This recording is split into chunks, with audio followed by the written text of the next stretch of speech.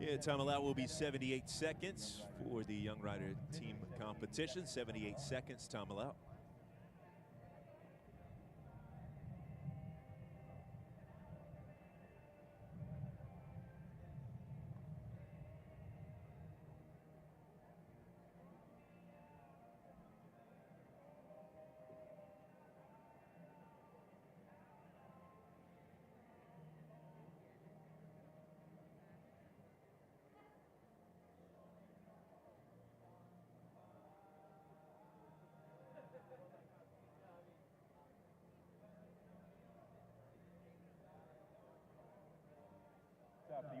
Top of the order making their way down from the warm-up area. Please wrap up your walk and clear the course.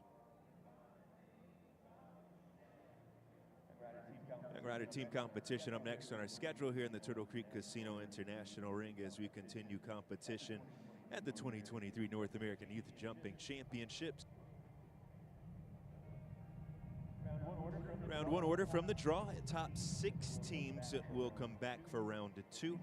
The teams that do not qualify for round 2 will come back as individuals, with those individuals starting the second round of competition here this afternoon. The course, number 1 through 12, 15 efforts, a time allowed of 78 seconds.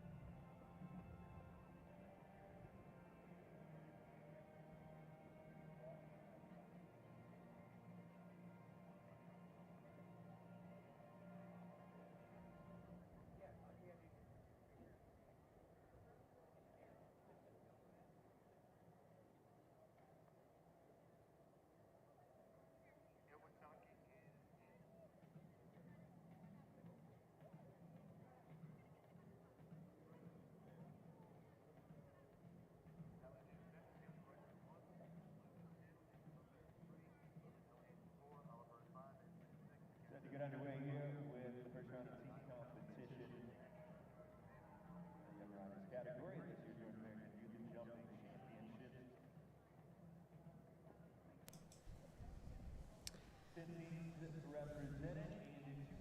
Well, a very good afternoon and welcome back to the Gotham North FEI North American Youth Jumping Championships presented by USHJA. We're back with another day of action here at Traverse City Horse Shows in Traverse City, Michigan. And it's time for the team competition for the Young Riders. This is the pinnacle of action here at the North American Youth Jumping Championships, the highest level of show jumping, maximum height of 145 out on the course for these young riders. And an impressive list of them coming up, 36.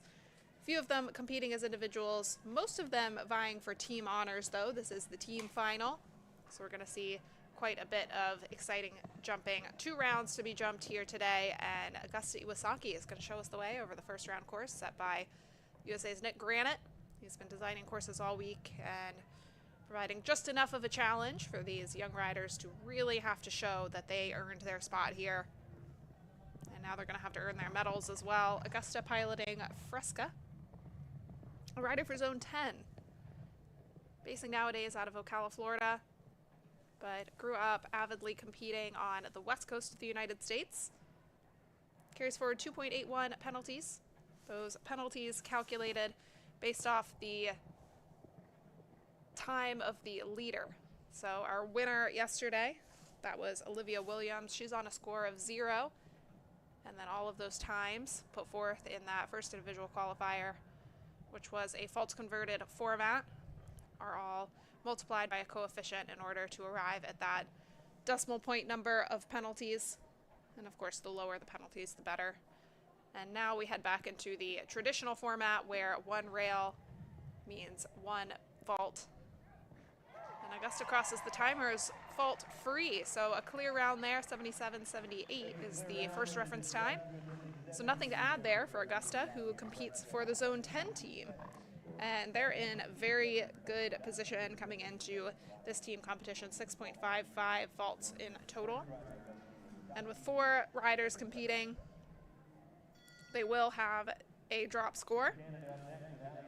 So Augusta adds a clean round to their sheet. Early clear. And first to go is always a kind of tricky position. You don't really know, you haven't gleaned much about the course, having watched anyone jump it. I don't really know exactly how comfortable the time allowed will be. That's always what the first few riders kind of set out to do. Hallie Duke up next for Canada, riding for the team.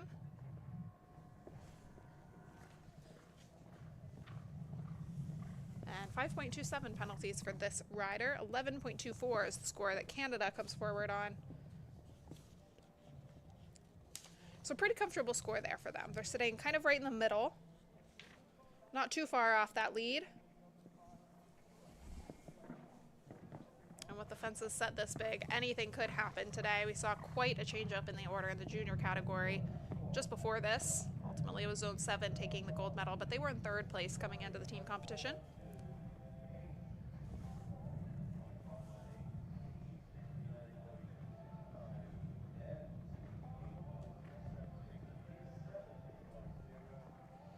The open water here today for these juniors and young riders. Then you have to really collect your horse, get them back for a careful vertical.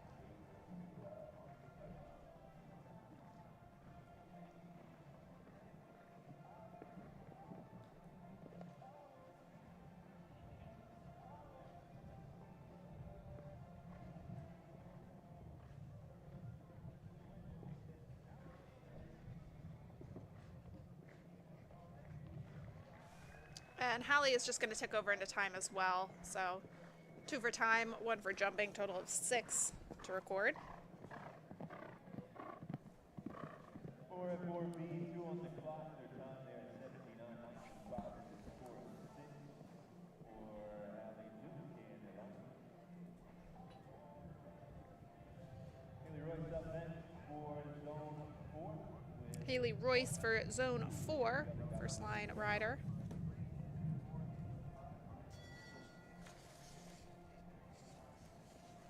So all of the teams with 4 riders sending their first riders in before we get into the teams with 3. That's one of the added benefits, that those riders that are a bit at a disadvantage of having 3 riders, they at least get to see quite a few go before they send their first pair in.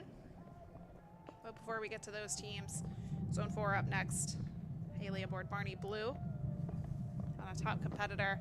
Has taken medals at the past 2 installments of the North American Youth Championships, but her first time in the young rider category.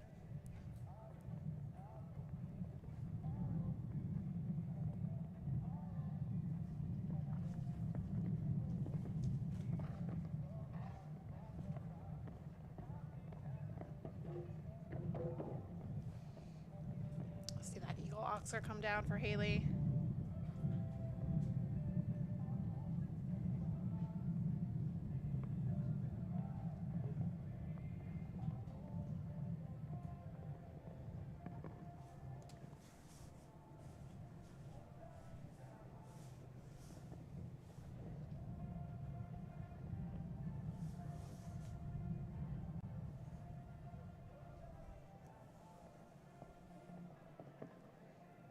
So one of the benefits of jumping this team competition is you do get the opportunity to jump the same track twice. If it doesn't quite go to your liking, there is an opportunity to come back and jump the course again, fix the same mistakes that you might have had. So total of 3 rails down there for Haley and Barney Blue.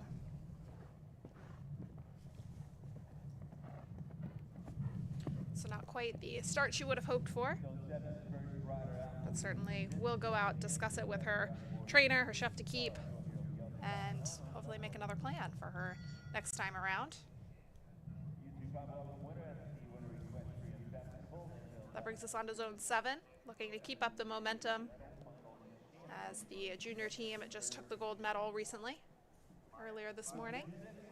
Luke Jensen is the first line rider for Zone 7. He rides a Big Star, 12-year-old gelding by Cannon, owned by North Run. Really big horse that Luke is riding, but now a recently turned professional.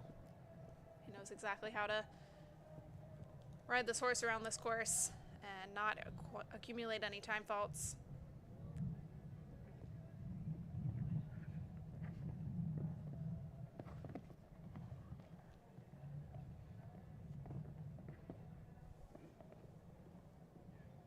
Really tight four there across the middle to the net jud's vertical, still on the clear. Luke coming in on 2.59 penalties. Pretty solid round for him yesterday.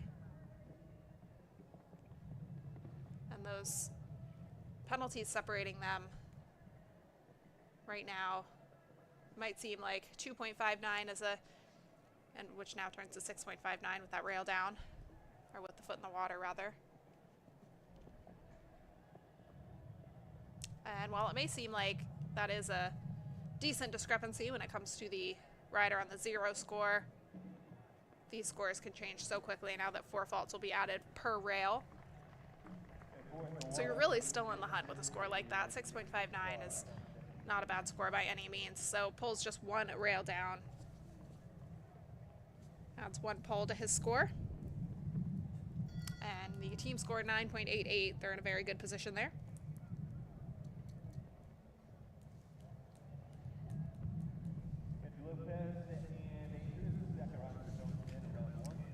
So back to Zone 10 before we get into the second line riders for a few of these teams that only have 3.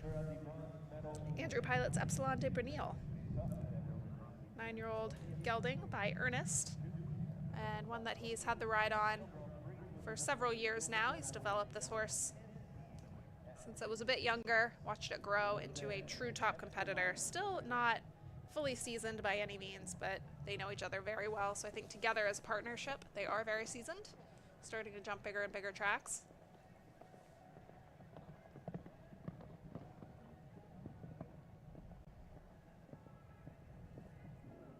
Actually took a win in the NAYC qualifying action out in his home state of California.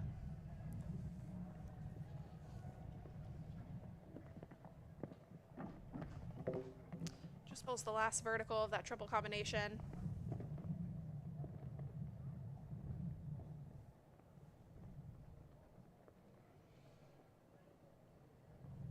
Andrew actually not intending to follow the, just a little bit of hesitation there, kind of goes through that jump, and the judges have deemed it not quite a jumping effort, so they're going to have to rebuild that and start again. But Andrew actually not really aiming at a professional equestrian career. I think he wants to go a bit more mainstream with his studies and with his career, with riding always being a significant part of his life.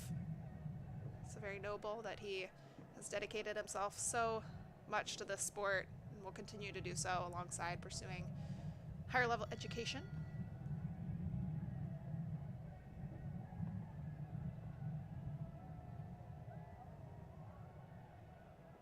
Going to wind up and try this one again. This jump has been very tricky all week, not only for these young riders, but for the professionals as well. Really just must not have gotten a good look at it first time around. The second time, unfortunately the water now just posing a bit of a challenge there. First one to really not want to jump that water, but rider up and on his feet, walking out of the ring. Unfortunate elimination there.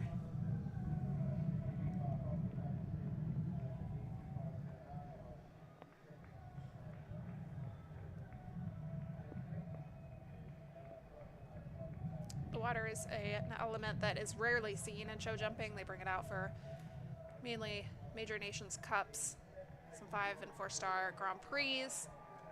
It's something that the lower levels of the sport, these horses might not necessarily need to be so seasoned for, but at the North American Youth Championships, it is always brought out. It's required in competition.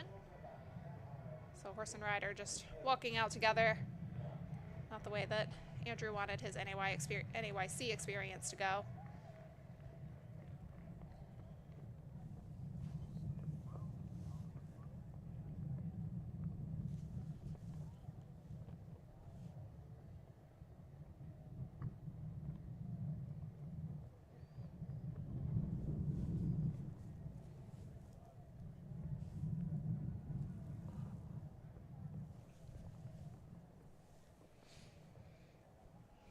However, looking through the Zone 10 start list, we have one clear recorded by Augusti Wasaki, so if Andrew could be the drop score, they could still very well stay in the hunt. All hope is not lost. They're lucky enough to have a drop score there. We return to Canada for their second line rider. Lily Elliott rides Pesco Adelheid Zed for Yvonne Van Duyn. Just a 9-year-old, Sangerscheid gelding. And 3.7 faults for Lily. The 2022 Jump Canada Medal National Final stand in 2021. The winner of the 50th Finals. The Allianz Pesco Adelheid Z second competition from Canada.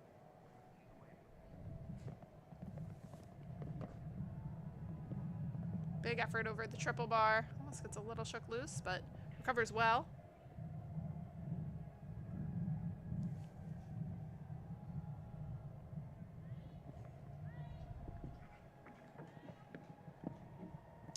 And just one rail comes down on the way through that triple combination. Very technical ride there, straight out of the corner. Doesn't give you as much time to adequately straighten up and prepare.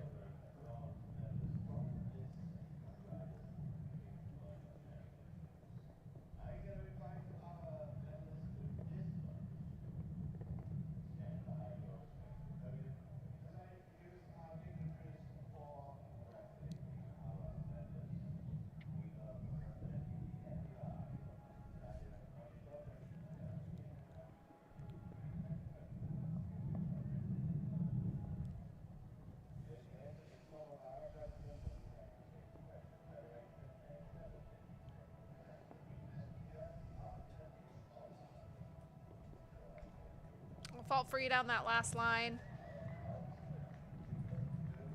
Looks like the clock didn't really stop properly. Okay, so no time faults there.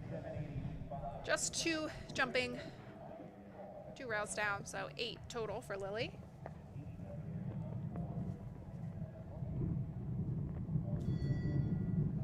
So with both a 6 and an 8 now recorded, Canada hoping to drop that 8.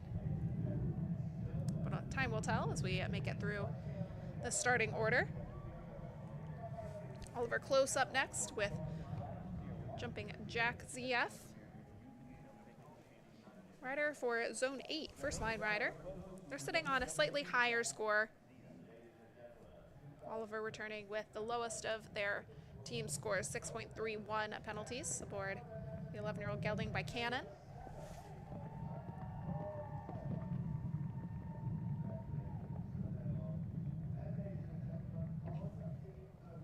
Out a little bit and gives that fence a rub, but that still stands.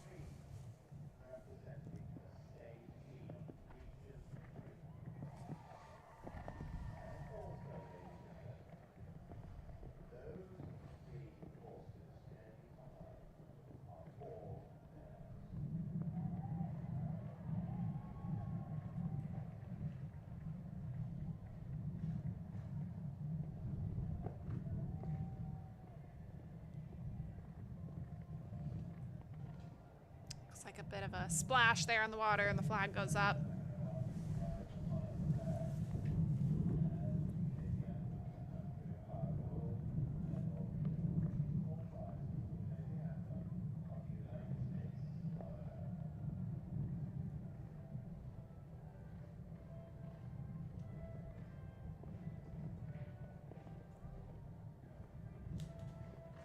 So coming home just on the 4. Keeps it just within that time allowed as well. So 4 to add there to his score of 6.31. And with no drop score, that 4 will carry forward for the team. So 25:41 becomes their new time.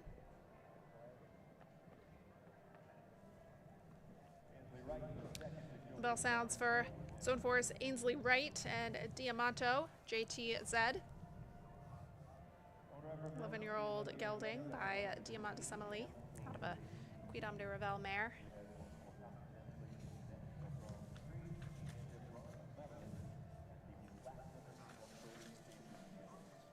Haley Royce recorded a score of 12, so Zone 4 is hoping to discard that score.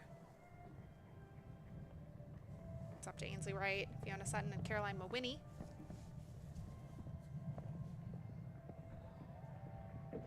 What an unfortunate rail there. The horse doesn't seem too pleased about it.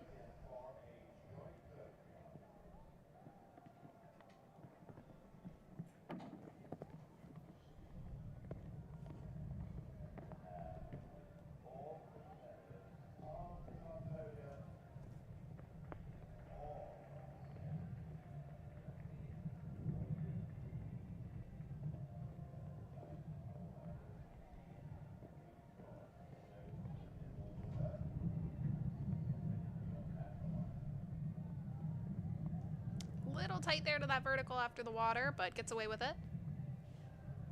Real test there. They're supposed to really open the horse's stride to get across the width of the water. And then the course designer has been a little generous with that vertical being a good ways away and on a significant bend. So if you want to even add more space, you can push your horse out and create a little more space there. So just that one rail early on at 3 for Ainsley and Diamanto. They finish on just the 4.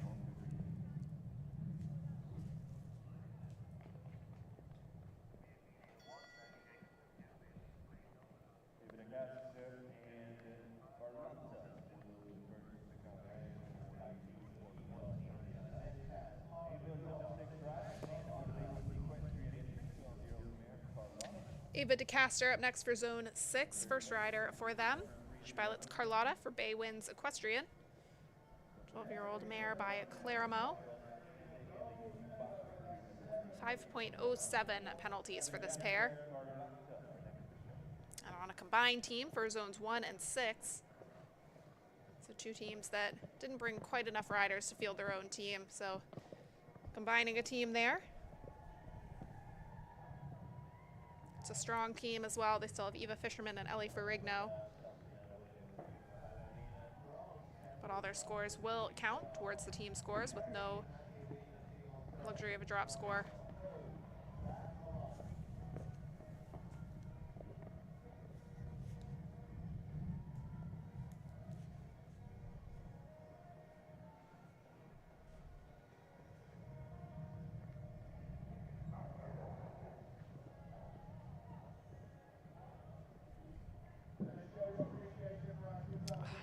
Mishap there at the water. It's such a new thing for a lot of these riders. There's not really a time in competition that they might have had to jump that before. So miscommunication there. Didn't quite meet it the way they would have wanted to. Hopefully they can carry on, fault free the rest of the way around.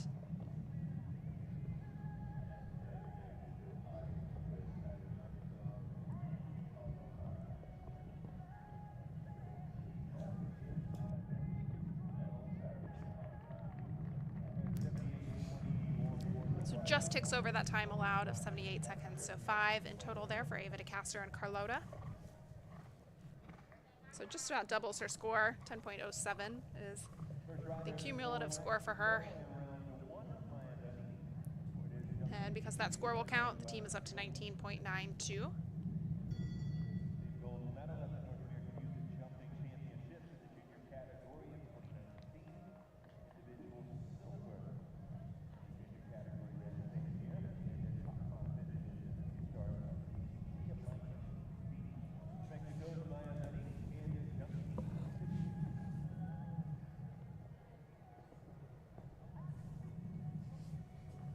So now watching first line rider for Mexico, Mayenes Denise, Gentienne Demuse.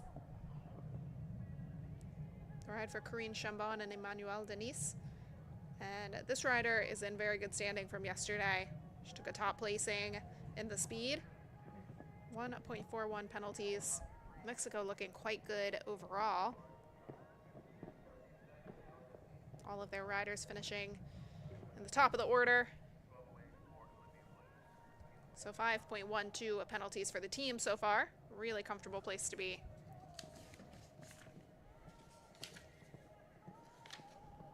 In fact, I believe sitting in second place right now, just one team sits ahead of them.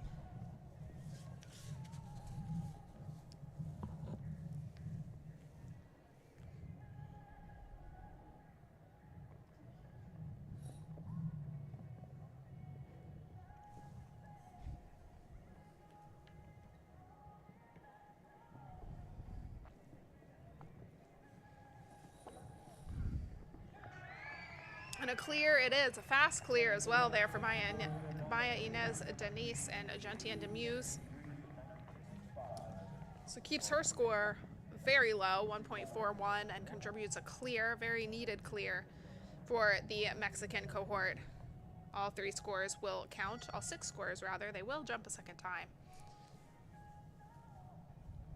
So that's one clear that I know the Mexican team was really vying for. See if they can keep up the momentum.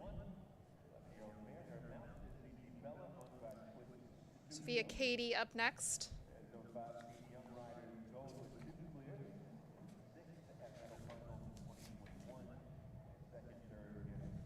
I believe riding as an individual.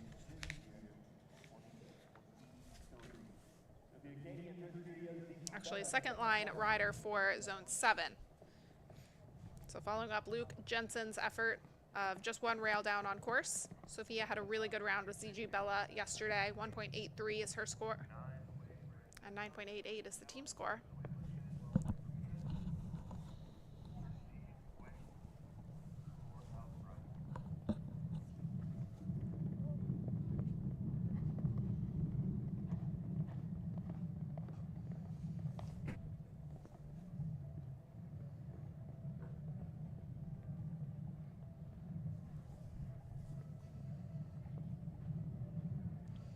Quite a bit of pressure for these riders coming in after the round yesterday. The ones sitting up there at the top have a significant lead to protect.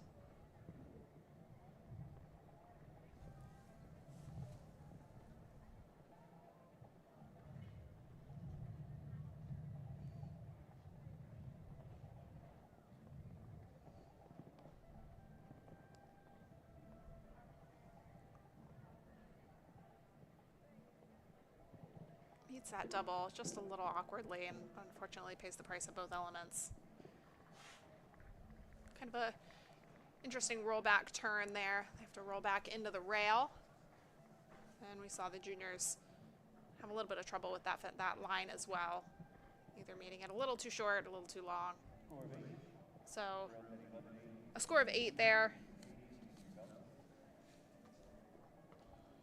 Team now hoping they can discard that 8. So it's now the turn of Maggie Jacobs, first line rider for Zone 5.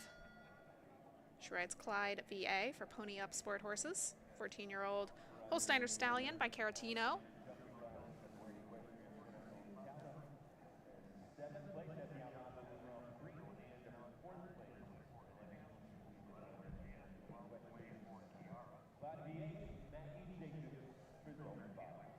Maggie sitting on 4.29 faults, put in a really good clear yesterday. So put herself right in a pretty good comfortable spot. Just slightly over 1 rail away from the lead. And the team from Zone 5 on 8.7 penalties right now. Also on the team is class winner Olivia Williams yesterday. So they're on a strong team, hoping to carry the same momentum that they had yesterday.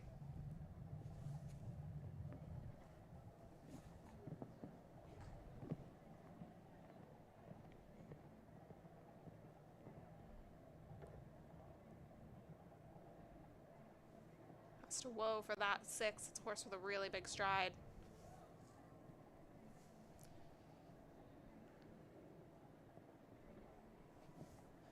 Light rub at 7.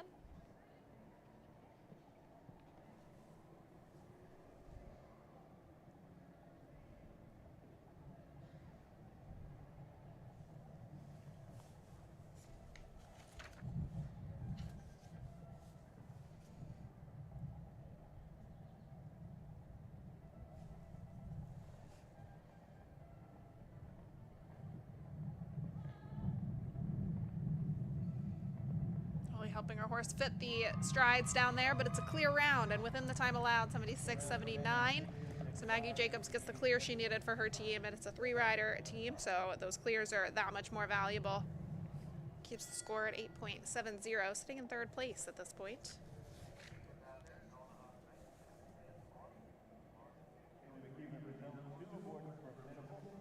Well, we turn next to first rider for Zone 2, Bailey McKeever, rides Formidable, 13-year-old Dutch warm blood by Caramel.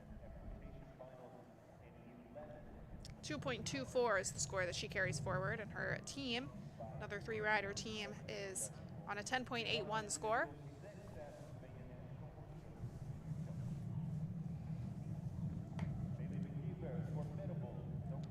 Training under McLean Ward, who's here coaching her this week.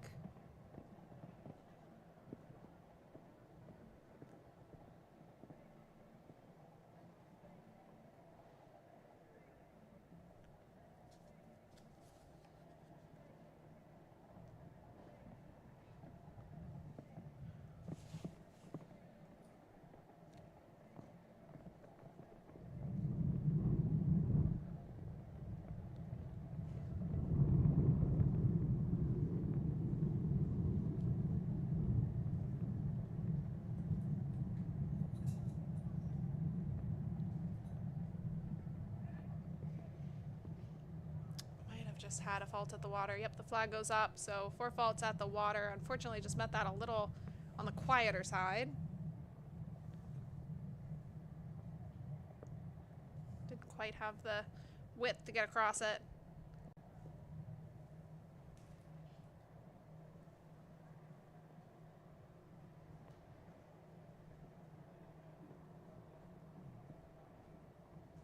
Oh, and adds one up to the last, so was able to get across that. 76.64 is the time there for Bailey McKeever. So just a 4 to add from the water. A 4 that will count towards the final team score. And will also count on her own personal score, which is still a pretty good one, 6.24. 14.81 becomes the Zone 2 score.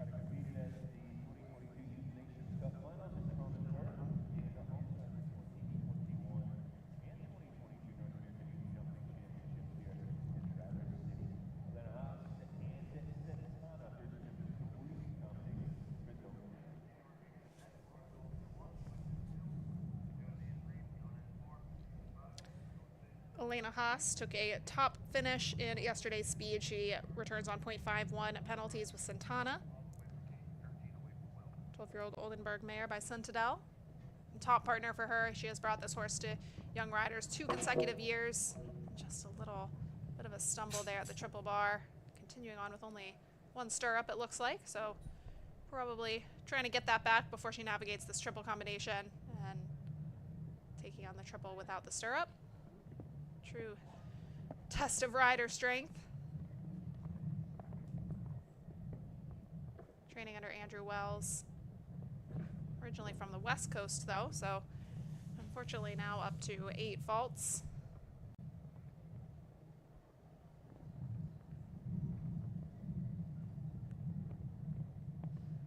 That's a horse she knows really well. They've been partnered together for quite some time.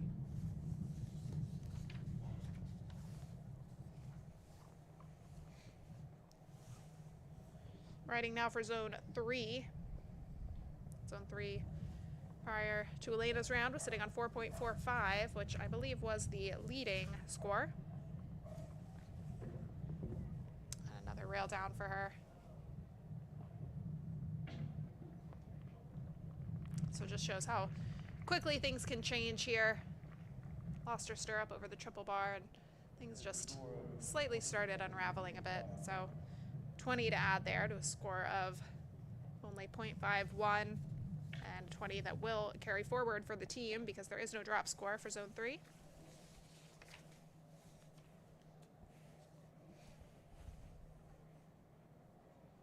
Next rider is competing as an individual at the Youth Jumping Championship this year. Guatemala's Cristina Rodriguez with 13-year-old mare. Rider for Guatemala up next, Ana Cristina Rodriguez, and for Dita. competing as an individual. Guatemala fielded a team for the junior division, but this time around, she's the sole representative in the young rider section. Verdita, a 13-year-old Dutch warm blood mare by Cardento, sitting on 7.12 penalties.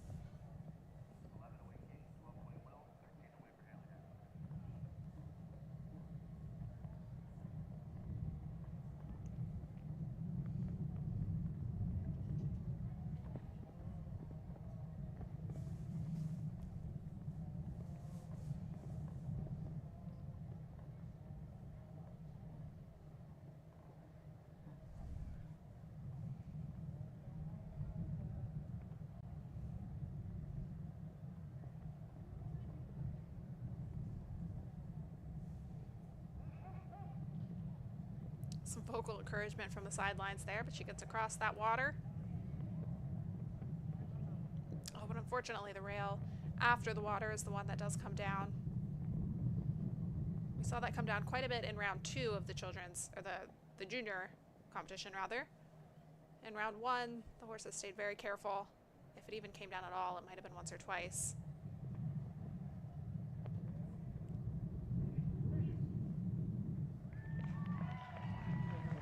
So she keeps it to just the 4 and right there within the time allowed.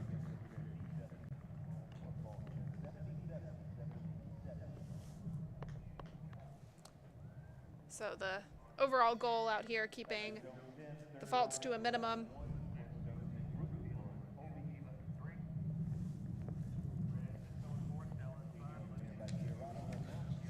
Turning to zone 10 up next. Lauren Colby with dots and dashes. They were the drop score in round 1 of zone 10. Hoping to pull out a clear. Facing an unfortunate elimination from Andrew Lopez. This team is now just a team of 3 for round 1. But that is the best thing about having a 4-person team. You do come in with a round in hand. That discarded score. Ooh, big spot at the triple. A little bit of hesitation across the ground and just didn't quite cover that distance. And plays in there, landed really shallow. After 2, so didn't quite make it up to the oxer the way she needed to.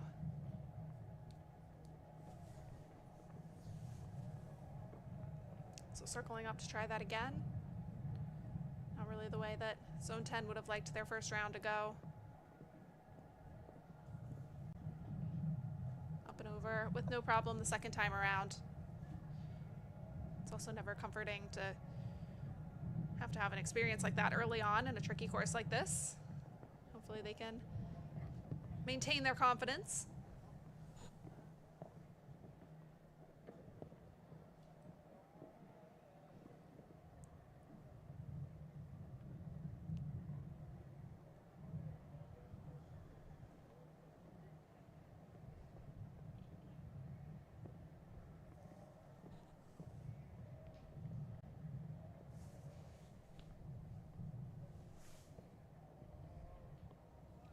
Looking to be jumping in great form now, but unfortunately getting into time fault territory. The number just continuing to tick up.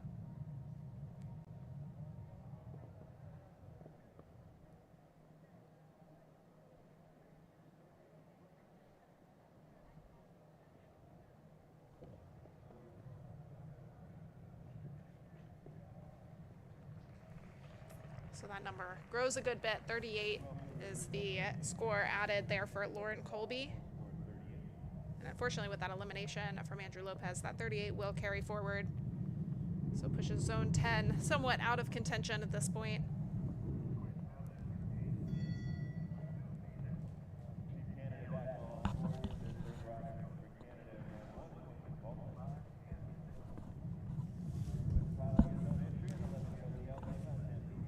On to our next rider for Canada, Quentin Baumler and Hayden. 11-year-old Dutch warm blood gelding by Zambezi. Quentin with a score of 7.72 served as the drop score for Canada. They've already recorded a score of 6 and a score of 8. So So really hoping to add 2 more clears to that score and keep their final round 1 score to a minimum.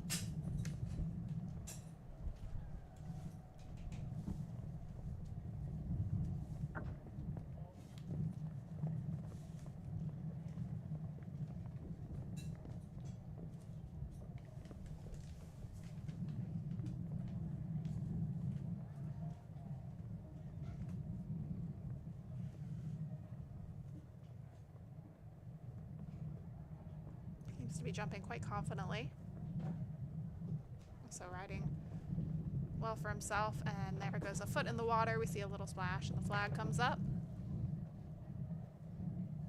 In the last round of jumping, we did see a pole put up on that water, which meant that the riders just had to clear the pole. We kind of stopped seeing faults at the water, but now we're back into fault territory.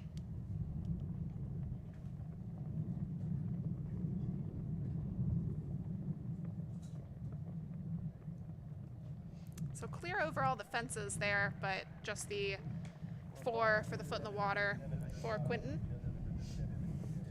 So we have 6, 8, and 4 moving forward for Team Canada. And a welcome back to Allie Wolf for the remainder of this young rider first round. Nice to be back.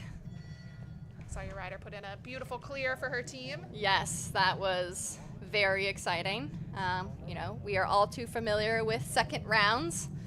Anything could happen still, so we're just extremely happy about putting in a really solid effort, especially as a 3-person team, being able to count that score. Well, as we watch our next rider, Josie Atherton with Chipotle, could you tell us a little bit about the way that this course walked, and then how you think it's riding so far? Yeah, it's riding tough, you know. The time allowed is a little bit more of a factor than I think we've seen in the previous 3 divisions. You really need to think about that time, but at the same time, all of these fences are just so delicate. They're so upright, very square, very wide, you know, especially starting right off the bat with this tricky triple coming right off the corner. You know, exactly what we just saw. Like, that's a lot to look at as you round the corner. A very tall vertical coming in, very square, and a little bit of a wide oxer coming out. So it's almost like you don't want to kick, but you need to get over the back rail and then a steady 2-stride afterward. And it looks like that B element caught up with her. And then through the middle, it's just a normal to steady 4. Rolling back, of course, we all know that skinny can be a factor.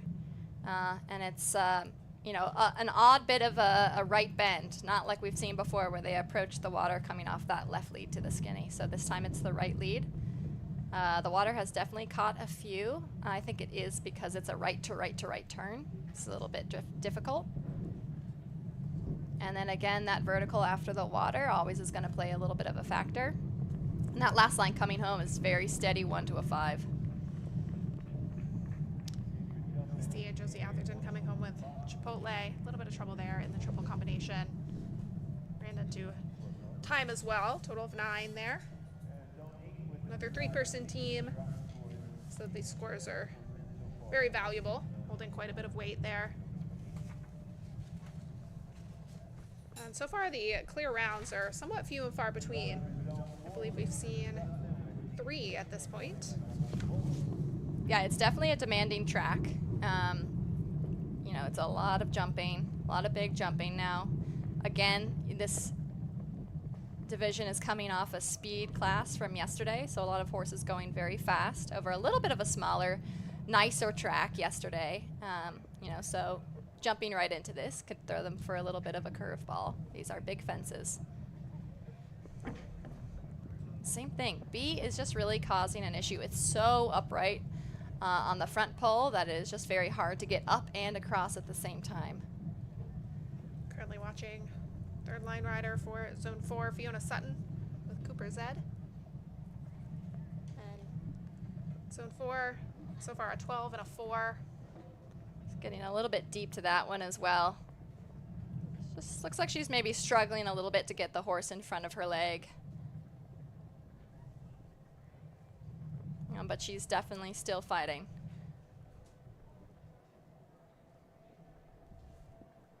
If I remember correctly, this Rider kind of lost the rideability yesterday as well. She's working really hard. And a lot of it's coming together well. Yeah, exactly. I think a little bit the same thing happened yesterday. Still fighting. You know, the horse is really studying those fences, giving really, really big efforts, and then a little bit slow to get off of her leg coming out of some of those distances. So just causing a little bit of problems there. Well, no shortage of talent, and really worked hard for that score. But it's an ultimate total of 24. Got into time fault territory as well. So zone 4 hoping to discard that score. They would carry forward the 12 and the 4. With that, we welcome in Andrew Lopez. Oh, Andrew Lopez already jumped. Let's see. Eva Fisherman is the rider in up next. She rides Castelvano for zone 1, combined team there.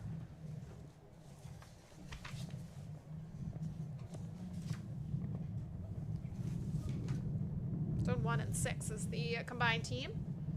Their first rider, Ava DeCaster, posted a score of 5, which, as more riders jump, that score of 5 is looking better and better. Yep, got over their B element, actually quite nice. Rode that triple combination very well. Really fighting to hold the horse back through the ox there in a little steady 4. And this is a big time saver corner, but at the same time, you want to give that skinny a lot of respect. That is a very delicate fence. Like we said, pole comes down so easy. Just looks like she's struggling a little bit to kind of get the horse under control again. He just drug her past that distance into that next vertical as well.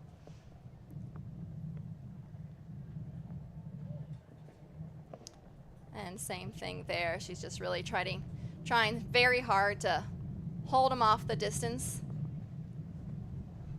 Gonna have to fight pretty hard here for that 5. And front rail again at the last. So 4 rails come down in total for a score of 16. And a score that will count another team of just 3 riders. Their anchor rider, Ellie Ferrigno, still to come. So this course is proving to be quite challenging. There's some pieces that are similar to what we saw the juniors jump earlier, but providing a few more challenges here and there. I think one of them being the fact that the jumps are bigger. Yeah, it's always a bigger factor. But yeah, just like you said, there are a few places that he kept the course the same from the previous juniors.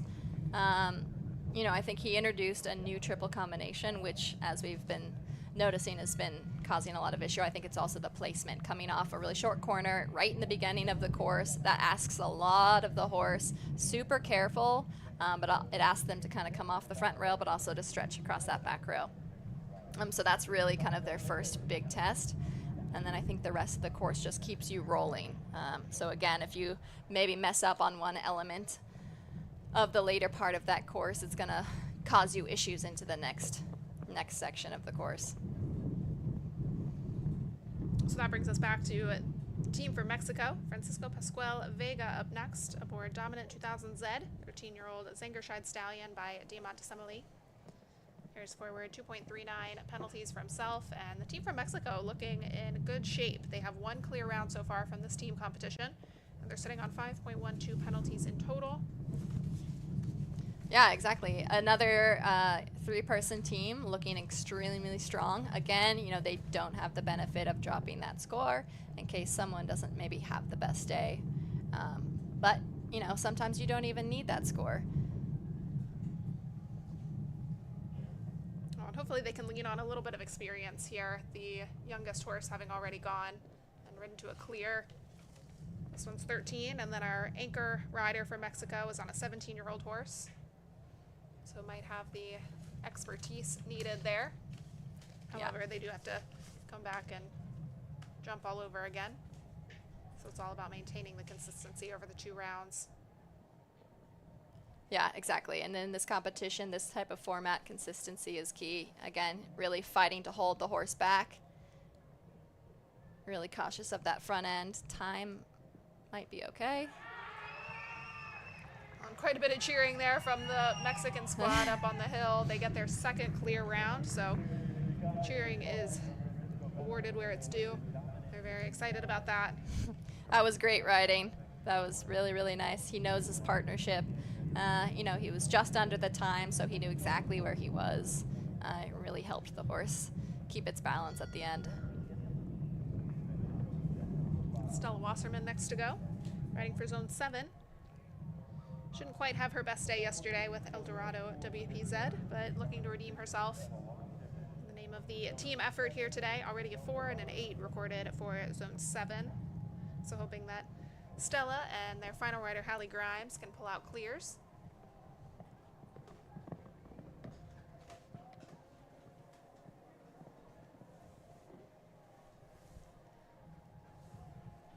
Yeah, and both of those two riders are pretty used to pressure. Maybe not so much with the team effective pressure. Got a light rub at B, stayed up.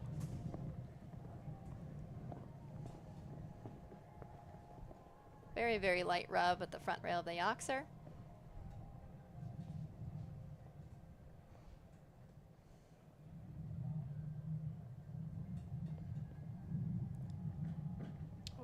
Steadies up maybe a hair too much for that skinny. Yeah, oh, I think she kind of knew it was to come. He was going to hang up over the water. I think she wanted to get him really hard back so she could ride strong and just maybe overdid it a little bit. Got a light rub after that water, at that next vertical, but stayed.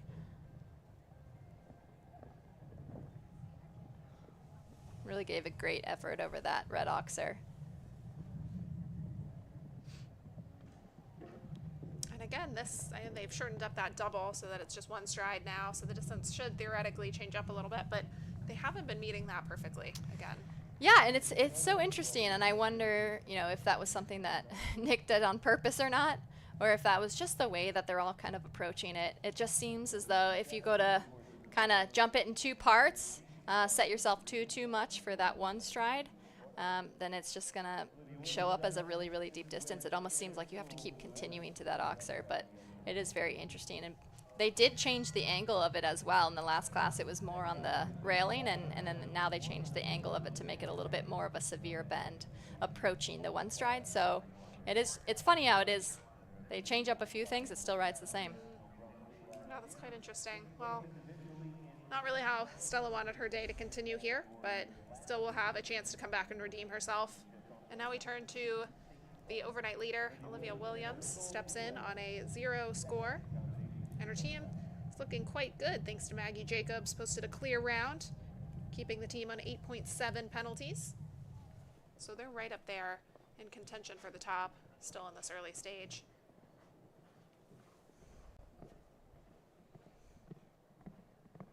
Yeah, exactly. And again, you know, the pressure builds, especially as you know, you can't drop that score. So there's going to be a lot of pressure on her, especially that she won the class yesterday. She wants to kind of keep that streak going. Here comes the first test. Little touch at B, got away with it. This is their second appearance at NAYC as a pair. So hopefully leaning on that experience together. It's an unlucky vertical there, got a little close to that. Yep, I'm not sure if we've seen a lot of that come down yet. It's a very steady 4. And then they know that they're going to turn right afterwards, so sometimes they predict that turn coming up a little bit too soon.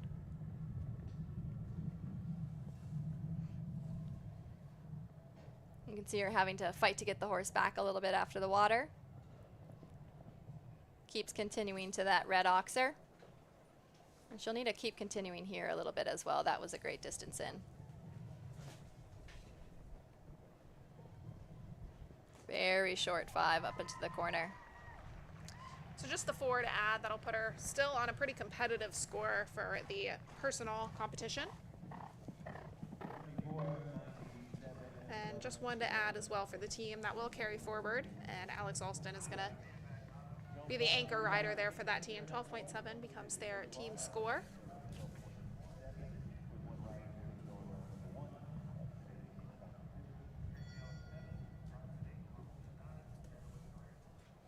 So that brings us to Zone 2 yet again. Mia Bagnato Up next for Lawn Farm aboard Balliosco Big Bucks. The 10-year-old Irish sport horse stallion by Royal Concord. And former ride of Ireland's Jordan Coyle. Yeah, and Zone 2 still looking strong. Again, another 3-person team. These 3-person teams, I mean, I guess they don't even need a drop score. That just shows kind of the consistency and talent on that team. Yeah, and I wonder also what some of the chef to keep strategies might have been on day one. I wonder if the coaching played a factor at all in the performances, because you're right that these 3-person teams seem to have kind of come in on top. Yep. It's got a little bit deep to that oxer, but got away with it. Now she might have to think a little bit about that time allowed.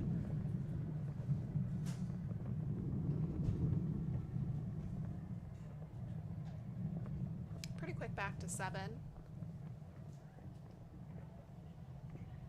Puts in a big effort of the water, but clears it.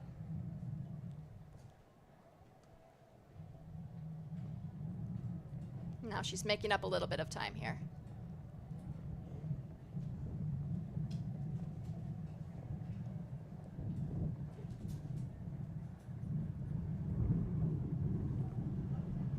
She got a good distance into that one stride, and now a very steady 5. Beautiful clear there, and well timed as well, under the time allowed.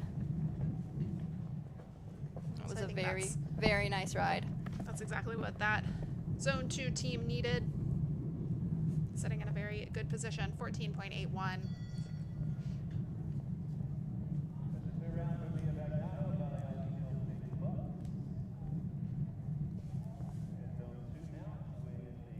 So individual rider up next, Kiara Semrau, rides for Alon Furter, owner of Marquise Lebeau Corrali. 14.14 penalties as an individual for Canada. So yesterday didn't quite go to plan for her. Nothing catastrophic, just a few rails that ended up separating her from the leader. Of course, with those rails converting to time added on the clock. Had a light touch on number 1, but it stayed up. You know, sometimes those light touches do work in the rider's favor. Just reminds the horse kind of, you know, pick up your feet just a little bit more. Jumps a beautiful triple combination. Well, maybe one that'll benefit from the fact that this is not a speed format. You can tell that she's being very deliberate about her path. She's not going too all out. Of course, she may end up with time faults, but I think right now her primary focus is jumping all these fences clear, which so far she's done. Yeah, I think she'll have to think about the time allowed just a little bit. You know, these are the days that kind of benefit those maybe slower horses from yesterday. You know, just like you said, the faults are converted into seconds. So even if kind of a slower horse took a clear round yesterday, you know, they still could be placed behind a quicker horse that maybe had one down. And just slowed down quite a bit into that one stride. And time is definitely a factor. Well, there's quite a few time faults there, but it's clear over the fences, which, watching her ride, I think that was kind of her mission out there. I think after yesterday, I believe she had 4 or 5 down. I think it was probably as a result of picking up the pace a little bit too much. So there, she sacrificed the pace a little, but in favor of a clear round. So time will tell if she'll make it back in for that top 25 for the individual final taking place on Sunday. But her score not counting towards a team effort. And then we turn to Zone 3. Came in with a comfortable lead there, but Elena Haas having 20 penalties added to the score, so their fate kind of quickly changed. Alexandra Ryden is going to be the next team member aboard Ilias for Beechwood Stables. 15-year-old Belgian warm blood stallion up by Emerald. And another one that can kind of lean on the experience of her horse a little bit. Of course, she's a very talented young rider as well, so never hurts to have a trustworthy partner to help you navigate the track. Just takes out C of that triple combination. And another former ride of McLean Ward's. I feel like McLean has probably ridden a third of the horses on this in this youth championship. And I'd be interested to see if he's kind of taking part in the advice for any of that. He is here training Bailey McKeever. Big effort over the water. Balances up nicely to that vertical after the water and keeps the pace around the corner.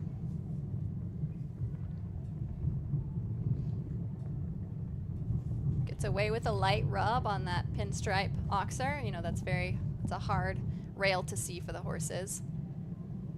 It really has to steady for that one to the 5. Possible time. Yeah. Ever so slightly into time there as well. So that brings their score up to 8.64. Also is going to have to count towards the team effort. So 5 penalties carrying forward. Total of 29.45 for zone 3.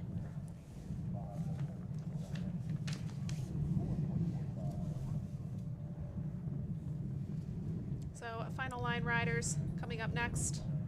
First of them, Kate Hovland and a Cruz for zone 10, which came in with such high hopes, posted a clear from Augusta Iwasaki, and it's been a slightly different story ever since an unfortunate elimination from one of their teammates.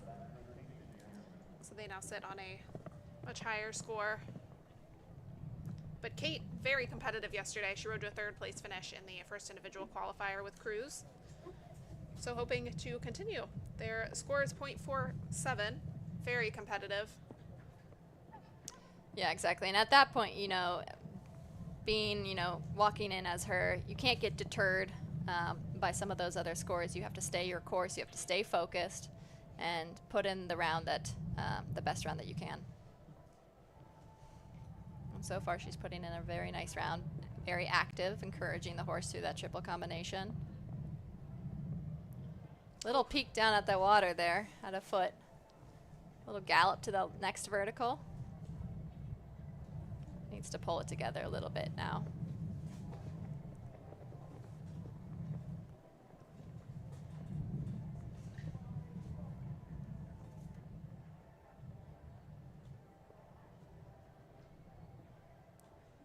She can keep it to 4. She'll still stay right within the realm of competitive edge, 73 at 29, so pretty quick time. Wasn't at risk of time faults there. It is just the 4 for Kate Hovland. So 4.47 becomes her individual score. So Yeah, and again, that's always hard when you have no rails down, but just a foot in the water. Yeah, that's unfortunate there, but at least something that very concrete. They know they can go back in and work on. Exactly. And they have a second round to do so. Final rider for Canada. They have yet to record a clear round. William Martin is going to try to be the one to do so with Recore Courcelle for Leslie Martin, 18-year-old Cell Francais gelding. So another that can rely on some experience with his horse and some experience for him as well. He topped the podium last year. And moving up to the young rider division, 2.22 individual penalties for him. And I think Canada is still somewhat in the hunt. We've seen some teams accumulate quite a few faults. I believe Mexico is still holding down the lead, but Canada not out of contention just yet. Yeah, I think they are maybe sitting 4th, obviously, with this score still to come. You know, you just mentioned the age of the horse, 18. In our sport, that is quite old, but it is also a testament to, you know, the program of the horse, the rider, the groom, the trainer, really making sure this horse is well taken care of, really calculating the classes they want to put it in, obviously knowing that they're getting towards the end of the career. But this horse still looks happy and healthy, excited to keep jumping, and some of them just want to keep jumping. Well, you know a little bit of something about taking care of an older horse and keeping him primed for top competition. What have you found for your particular horse as kind of a good cadence of competition at the age of 18? Yeah, exactly. Like every horse at that age is a little bit different. You know, mine just requires trail riding and the occasional workout just to keep our fitness. But I remember, you know, Margie's gray horse went until about 18, 19. an amazing horse, but he was always a hotter animal, so he required constant workouts or else he would go too crazy. This one looks in great shape, putting in a beautiful round, just a little bit over the time. I think that's probably something he'll be quite excited about. Still very much in the hunt for the individual 5.22.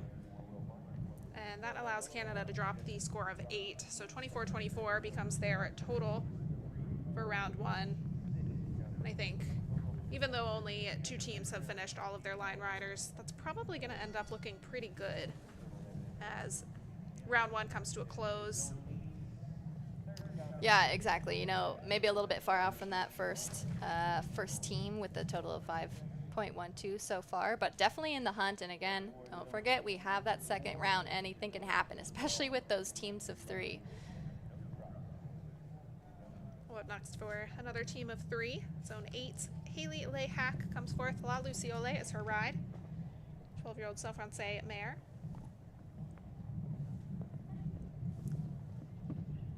Just studying the triple bar a little bit, but gives a great effort. Marches down to 6.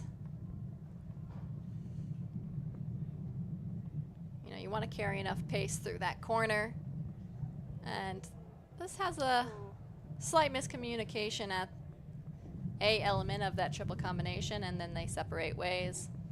Yeah, she really tried to hold on there. That's unfortunate. Yeah, Just she the last is minute. up, yep, together with the horse. Again, that is unfortunate. On Zone 8 wasn't looking extremely competitive already, but Haley wanting to continue her individual run there. But that is going to add a good deal of faults there, so she'll finish on 58.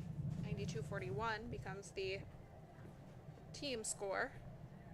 And I believe she does still have the opportunity to come back in the second round if she so chooses.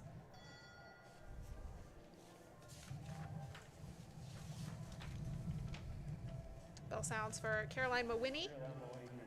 Zone 4's anchor rider. She rides Hollywood.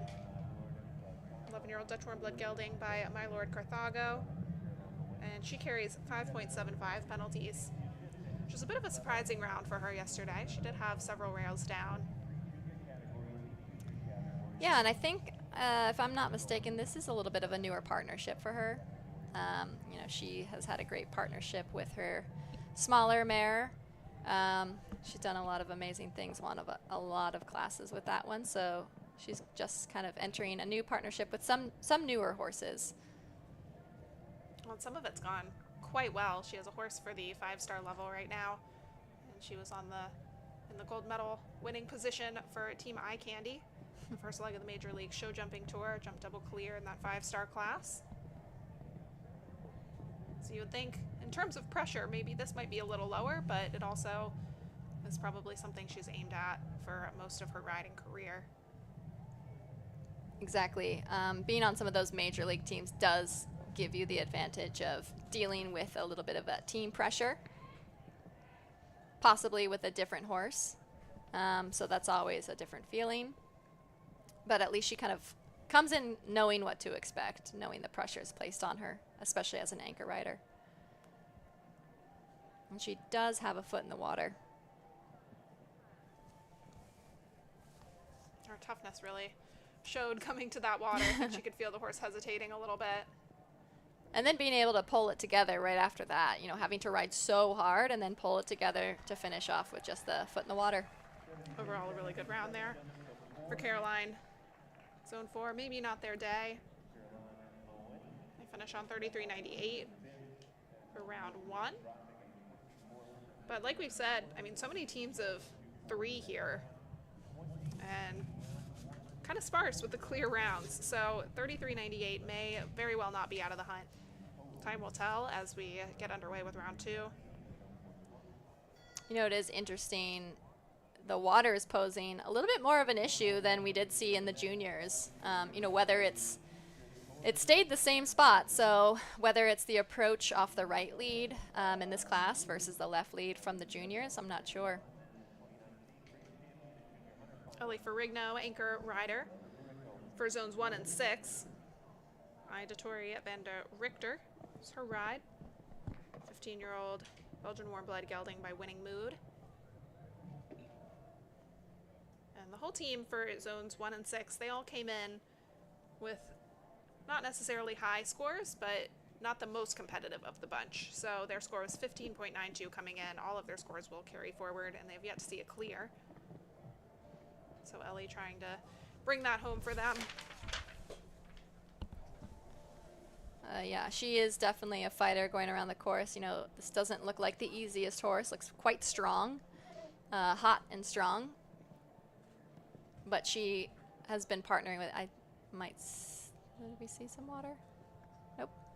I didn't see the line judge Nope. do anything, No so I flags. think we're good.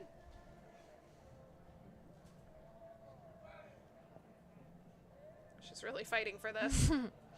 Yeah, exactly. Now she really needs to kind of keep it all together, not let him out here, really hold it back, and she does so. It's a very fast clear as well, 71.97, so plenty of time to spare on the clock. More importantly, that is clear. So 5.46 remains her individual score and nothing more to add for zones 1 and 6. Looks like 35.92 is going to be their finishing score for round 1. You know, a little bit off that, looking into the podium, a little bit off of that score. But again, we have way more 3-person teams in the young riders than we did see in the juniors, and that could play out entirely different. Well, and interestingly, so many of the 3-person teams are leading right Yeah. now. So because of that lack of drop score, I think that a change at the top is quite possible. Yep. Up next for Mexico, who is riding on a completely clear slate in round 1 so far, Patricio Pascual-Pu and Serrano. This is a 17-year-old. RSI Societas is the owner. And 1.32 is the score that this pair brings in. Really good round here yesterday, and all 3 of their riders put in really fast times, bringing forth a 5.12. I believe the only team left on single digits. Yeah, they're doing an amazing job, especially as a 3-person team. You can kind of feel the electricity of the team sportsmanship in the air. Oh, and that is so unfortunate. That really is. That's too bad. And surprisingly, from the most seasoned horse that we have in the Mexican lineup. But he does get over it with a foot in the water, but he does get over it. And that's just important going into round 2, just to get that horse over the water, so you're feeling a little bit more comfortable going into round 2 that is possible. Ooh, looks like this horse lost a little confidence from that little mishap at the water. Coming in a little bit slow to that double, and gets out.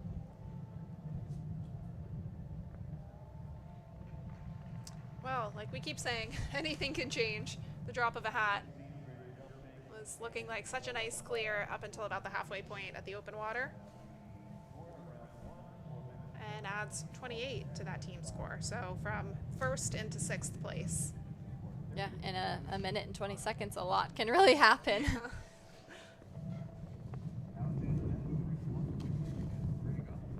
So we have only 4 riders left anchoring the remaining teams. First of those is Hallie Grimes with Melissa Demuse. The entry for Can We Keep It LLC, 11-year-old Belgian warm blood mare. It's always a great name. Can we keep it? She's got an impressive string right now. She says it's really the first time that she's had horses for every level. And, you know, she did age out of her junior career, became an amateur, and stepped away from the sport for a little bit. Not in a significant way, but just not competing at the highest levels. And decided that she wanted to really dive back in and really go for not only championships like this, but more FEI competition, really move up the ranks. And we saw her compete in the 5-star Grand Prix here last week. So starting to really make a splash with quite a few of her horses. Yeah, and I think she trains with Daniel Blumen, if I'm not mistaken. So as already an experienced FEI rider in that sense, you know, she gets to watch her train or do some of the big events as well. I'm sure that's helpful. So far looking like a nice round. Oh, just a little awkward Kinda, there over the yeah. water. Looks like the flag does go up. A little bunny hop over that one. Looked like the horse was almost a little bit too bold, dragging her down too much to the water. Gives a big effort over that red and white ox there.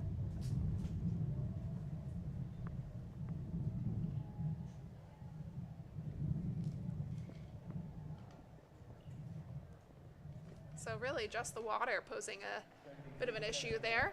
Otherwise completely clear. So just the 4 to add there. That was too bad though. Horse jumped amazing. But again, she has that opportunity to come back and fix that.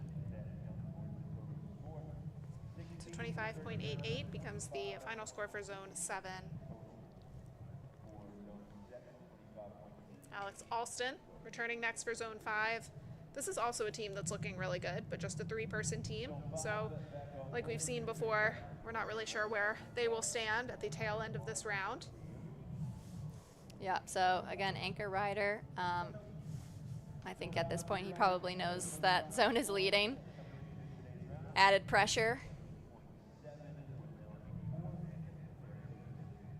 But I believe Alex did these championships last year maybe, so. Yeah, and I think he was a silver medalist, if I'm not mistaken. At least he is maybe not comfortable, but used to this position. His partner is used to competition of this caliber as well. In Kyoki, top mount for David Blake. Yeah, exactly. He's definitely been there, done that. Done some 5 stars, 4 stars. Gets a good rub over the back rail of the triple bar. Gets away with it, and maybe that'll serve in his favor through this triple combination. Little rub on B part of the triple combination. And this horse has a big stride, a little bit slow. I think one of the coolest things about watching some of these top equitation stars go is you watch them on like a kind of controlled, smoother horse like this, and it really just looks like an equitation round. That was too bad. Yeah, exactly. Maybe just a little bit too slow of a pace rolling back to that skinny. Didn't get the energy really to get up and over it. You know, this horse is deceivingly fast. You think he's just moseying along, but it does have a big stride when he lets it out, just like around that corner. After watching David ride this horse for several years, you kind of forget how big the horse is. 'Cause David himself, Yeah, I think, is exactly. 6'5", And so Alex is tall himself, yeah, so. the horse looks even smaller with them aboard. So just the one down there. Bit of a unlucky rub with the hind end at 7. But that's a good position to be in. They finish up in second place. 16.7 is their total score.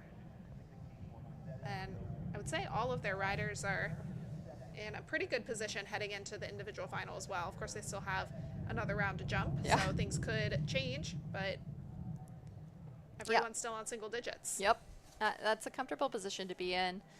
Still awaiting the last score from zone 2, but as of right now, about 2 points and change apart from each other. That's a very comfortable position. That's less than a rail. Very manageable, but again, those are 2 3-person teams. So if one person has a little bobble, you know, that could upset the team score. Well, our second to last rider heading under the arch right now, representing the leading team, zone 2. Corinne Sweeney pilots Terra M for Sagamore Farms. She's on a 2.25, and the team, 3-person team, is on a 14.81. So like you said, only about 2 points separate them from zone 5, who we just saw. Exactly. So if she has a rail, they'll maybe slide back into second, but still be separate of about 2 points. So a lot of pressures on Corinne right now. I'm sure she's feeling it. She has a great team behind her, again, with Darren Graziano. You know, their manager, Tegan, does an amazing job with the horses. They've got a great support system. Oh, that's so key at this level, and really at all levels when you're riding. The team around you can really make or break your success. Yeah, exactly. And, you know, that's what you don't see. You don't see the behind the scenes of all the people that go into making this horse and rider combination so significant. You know, their manager at home, Fiona, has been in this industry probably longer than any of these kids are old. So she has been there, done that. She puts her heart and soul, they all do, into making sure this horse looks and feels its best, giving Corinne some of the confidence that she'll need. And just has that skinny down. Same thing, gets it there a little bit easy, and a foot in the water. And as well as the vertical after the water. So the technical aspects built into that line really showing themselves in this round. Yeah, exactly. And just what we said, if you kind of, you know, maybe don't get the distance you want into one element, it might affect two or three more jumps along the way. Oh, and really we see that in upper level course building everywhere. Everything is kind of intertwined. It takes the last as well. Yeah, that's what we call the snowball effect. So 16 to add there for the team.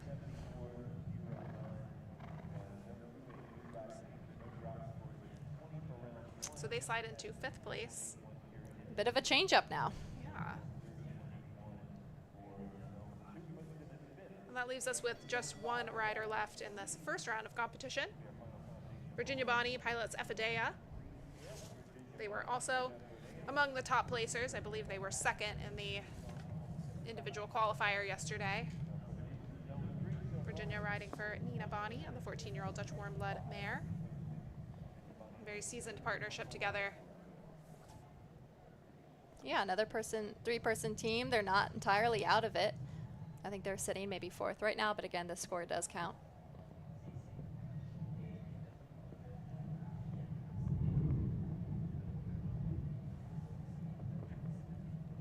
So it'll be interesting to see, you know, as we saw the junior class play out, a few elements that didn't really pose a problem in the first round started to come down, and it seemed like some horses come out and they jump better the second round, and we saw that a little bit. We heard that from some of the riders in the press conference. Carly McCutcheon said that about her horse, and others might get a little tired.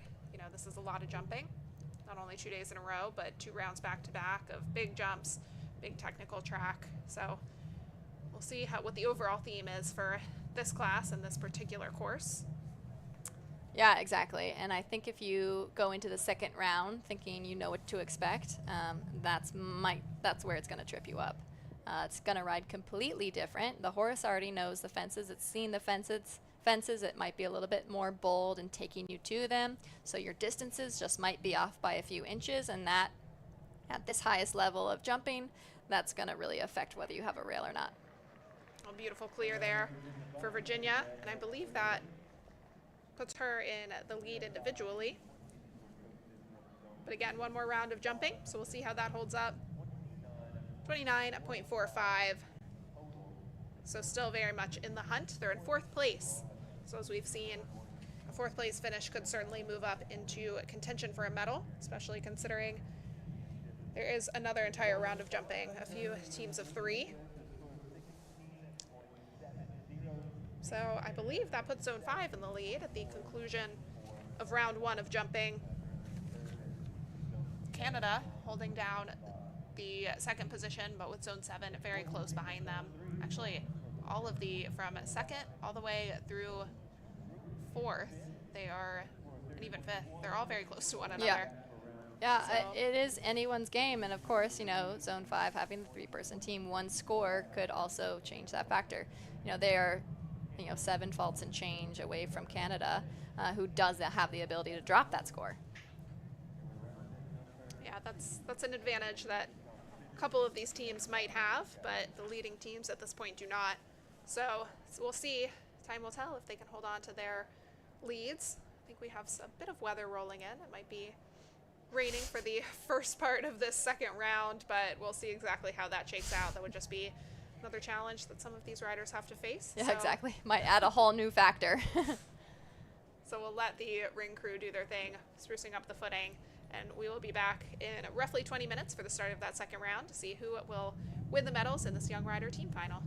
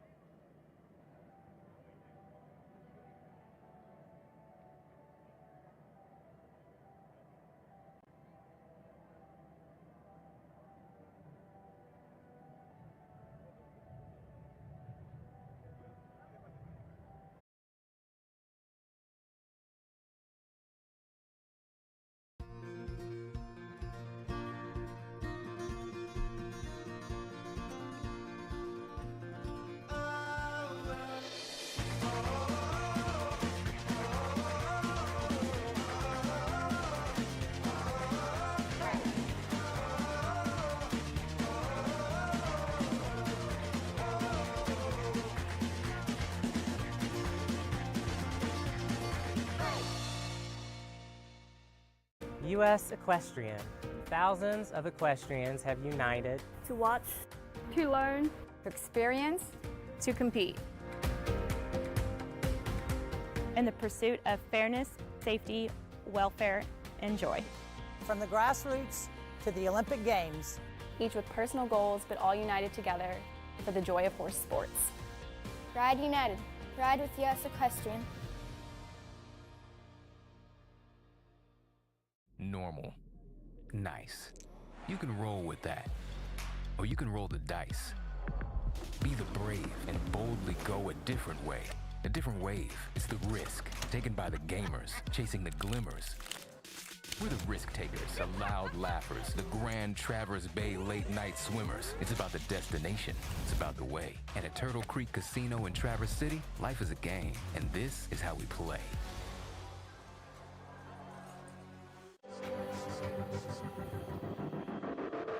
With NetJets, travel will always be personal. We do everything it takes to make every flight exceptional. Every single detail of your experience is personalized, just for you. As our standard is not just to meet our definition of perfection, it's to exceed yours.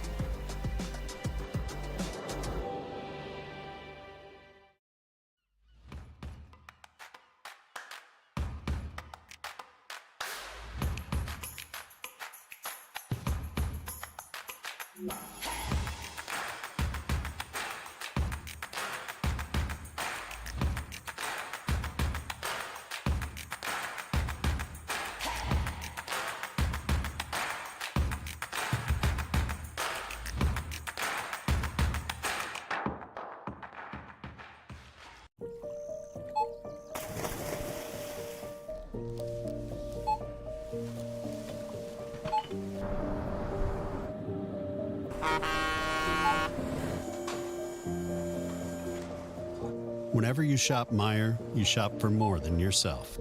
You help support sustainability in all our communities. Thank you. Today, tomorrow, and for years to come. What makes good footing? More importantly, what makes safe footing? Is it the dimensions, the foundation, or the irrigation? What if we told you good footing is not a single aspect, rather the entire process, from the design and intended use to which arena builder you choose?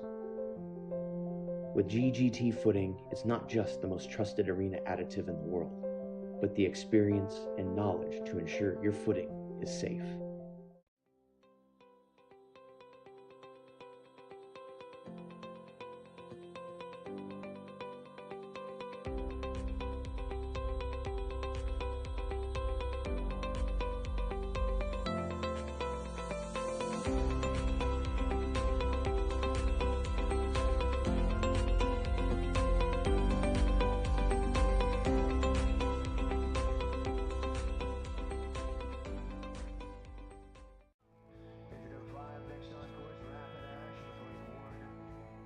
FEI really takes a different approach to product development and to the materials that we use in our products. We're always looking outside to see what the sports world and medical worlds are doing, and we apply that to the equine athlete.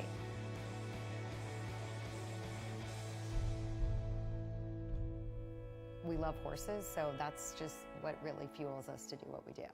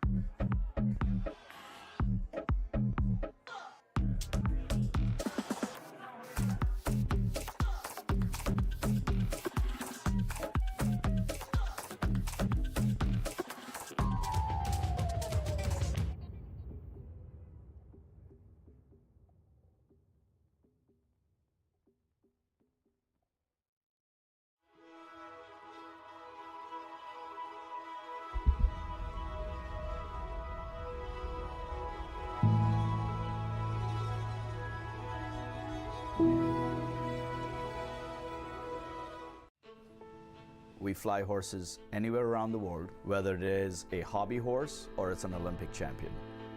It's about getting an animal from point A to point B safely, in best of health, and in the quickest possible of time.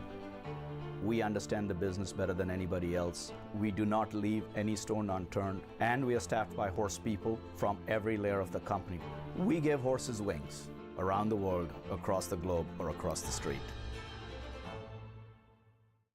As a third-generation insurance agency owner, I don't underestimate the responsibility that we have in protecting our clients. At Fitzpatrick Insurance, it's all about the relationships. The stronger the relationship we have with our clients, the better we can anticipate their needs. As an independent insurance agency, we partner with top-rated carriers such as Auto Owners Insurance. This allows us to craft a comprehensive solution tailored to each client. If you're looking to go out, go up. To get up and go. Whatever you're looking for, you and anyone you bring with you will find it all and more at the Grand Traverse Resort and Spa.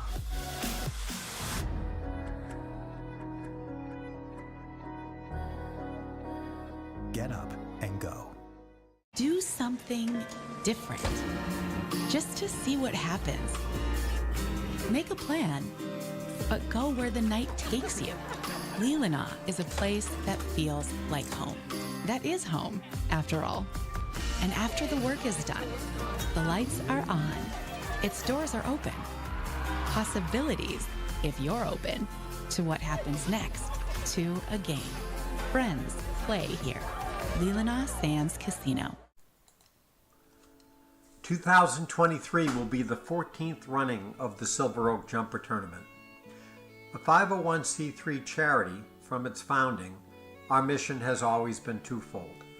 First, to provide a jumper show format where horses and riders are celebrated, with all the unique care imaginable. Second, our efforts have become inextricably intertwined with the Kevin Babington Foundation. If you think about it for a minute, it's so logical. If we are to promote and celebrate the sport's athletes at their peak, how could we be less invested in supporting those living their worst nightmares, recovering from spinal cord injuries, and this, the world's most beautiful sport? Together with our partners, the Morrissey Management Group, and the spectacular venue that is, in fact, Traverse City, we will collectively aspire to serve both objectives. So mark your show calendars and join us September 6th through the 10th. And for those who can't make it, you can be treated to the live streams from the Traverse City website on Horse Show Live. In the meantime, to Kevin, Kim, David, Alexis, and Jonathan Miller, know we will continue to be there for you. Please visit us at kevinbabingtonfoundation.org.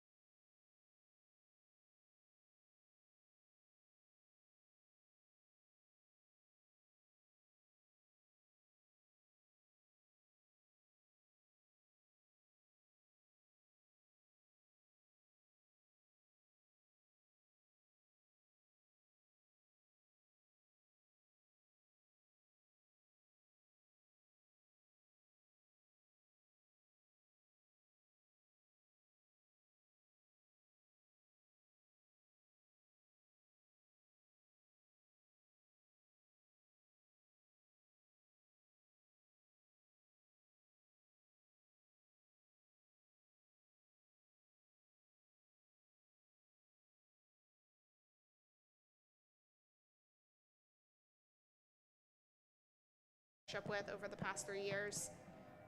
But he's here to prove that he can come back stronger. He was riding for zone 10, but that zone not quite making the mark to come back and compete for a second round as a team. So the individual riders coming forward. And again, with the dismount, he is out of contention for a top finish, but as a young rider, you always want to come back stronger the second time. And with the opportunity to get to come back and fix your mistakes, likely all taking advantage of that. So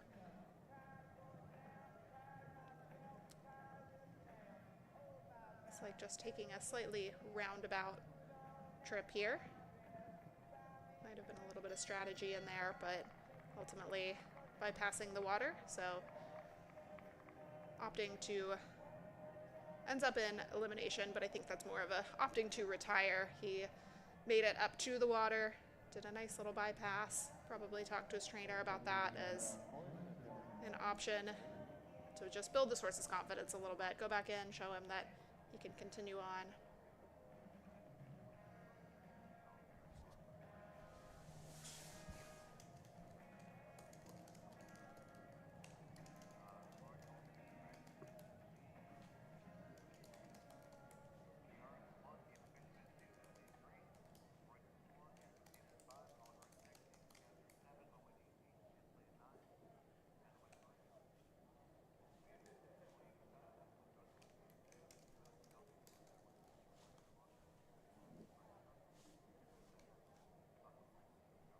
Colby up next with an entry owned by Full Tilt Farms, a 13-year-old mare by Diorado, Dots, and Dash.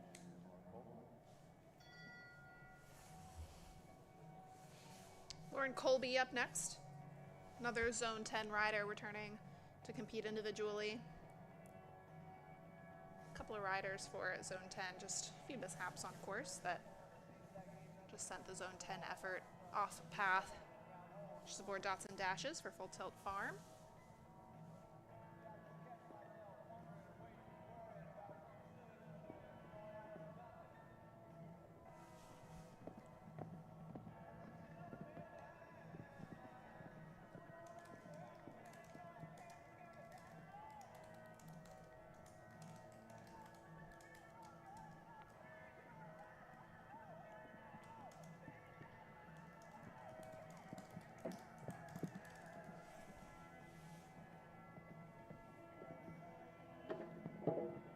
Coming down a little early on the back rail there.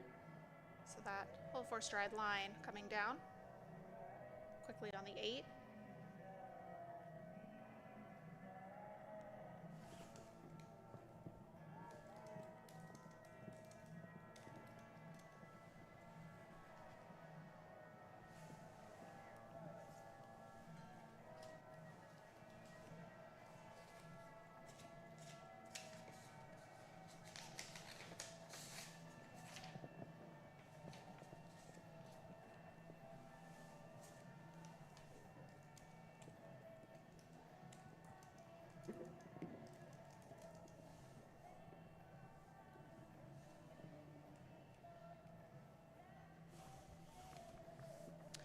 So it's 3 rails in total for Lauren Colby and Dots and Dashes.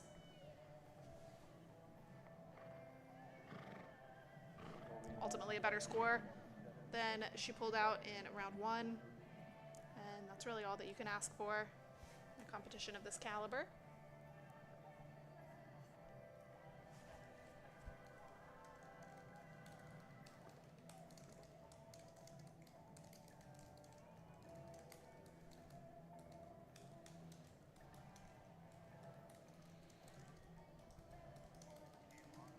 Network features live streaming and on-demand video from a wide range of exciting equestrian events each year. Equestrian members receive full access to over 60 live events and over 100 donation videos a year. To watch free live streams of the USF Network, sign up for a fan account by visiting usequestrian.org/fan.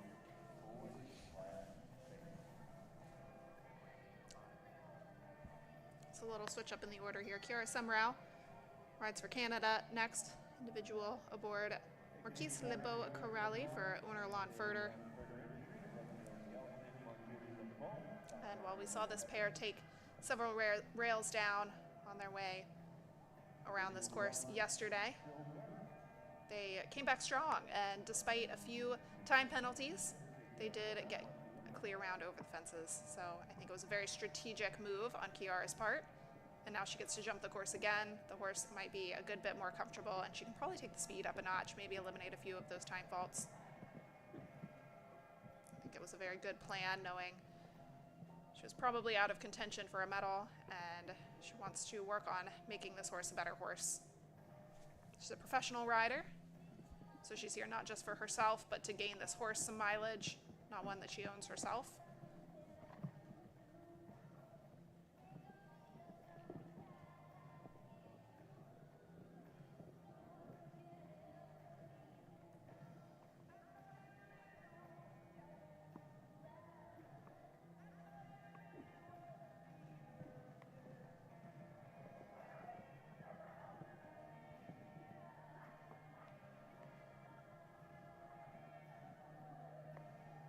Looking in excellent form.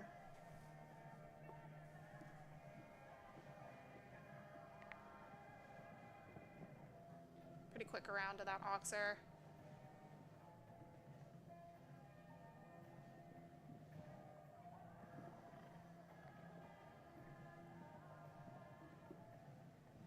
On sails the last, and expertly timed as well. She gets that clear round, so there was quite a bit of strategy there, and she definitely achieved her goal. She jumped around, taking her time in round one, jumped clear over the fences, and then that horse was ready to step up to the plate in round two. So safe to say that this was a very successful outing for that pair. That horse is definitely leaving this ring a better horse. So incredible clear round there for Kiara for Canada.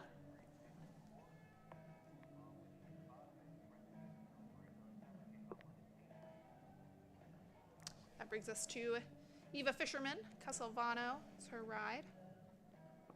Competing for Zone 1, and now one of the individuals coming forth in the front half of this order.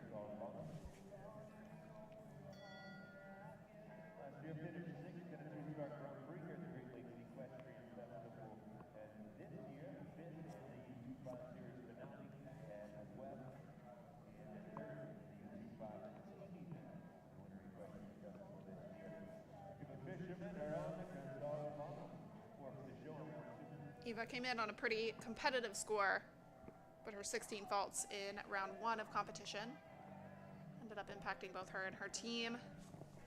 So again, just looking to finish strong.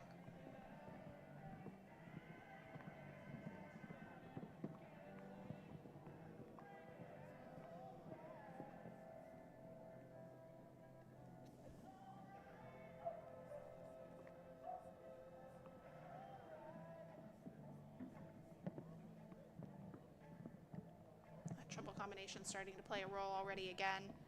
It's very technical right out of the corner, very early in this track.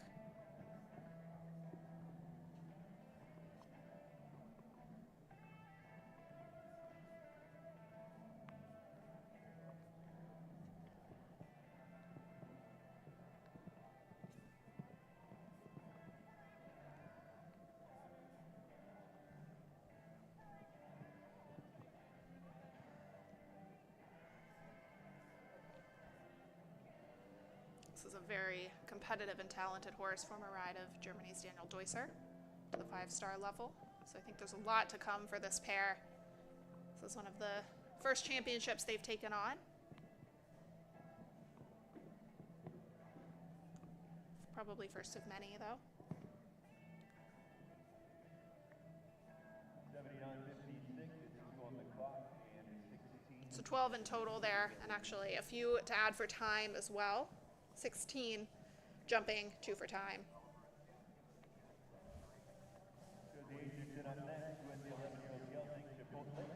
That brings us to Josie Atherton, the ride aboard Chipotle.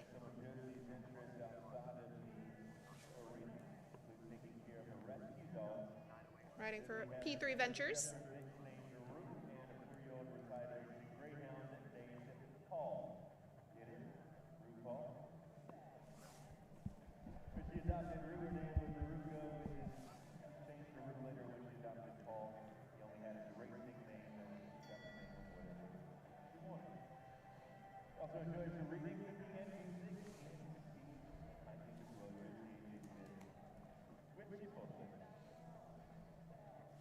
Josie was a rider for Zone 8.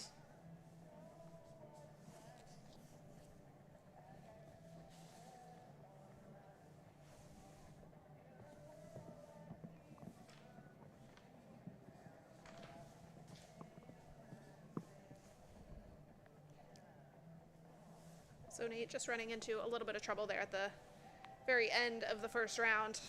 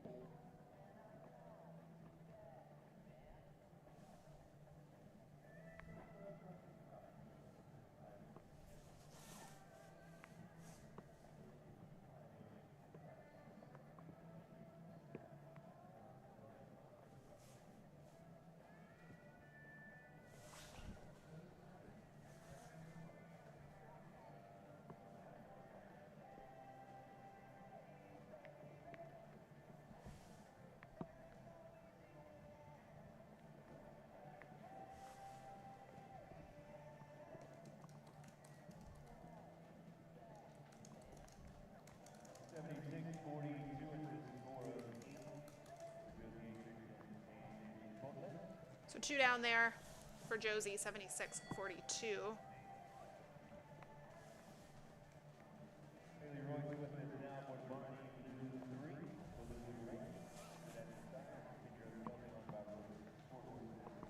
So moving our way through the individual competitors here.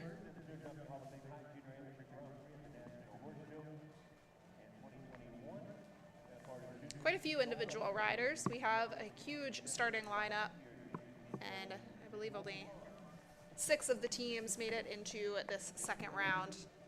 So all of the individuals still jumping. Haley Royce is the next of them. She rides Barney Blue for Royce Sport Horses. Wants to improve upon the 12 she had in round 1. Not a very characteristic round for this duo. And we have a little bit of rainy weather moving in here, so that adds another factor that these riders have to endure. We'll take on this course. Hard enough in the sunshine.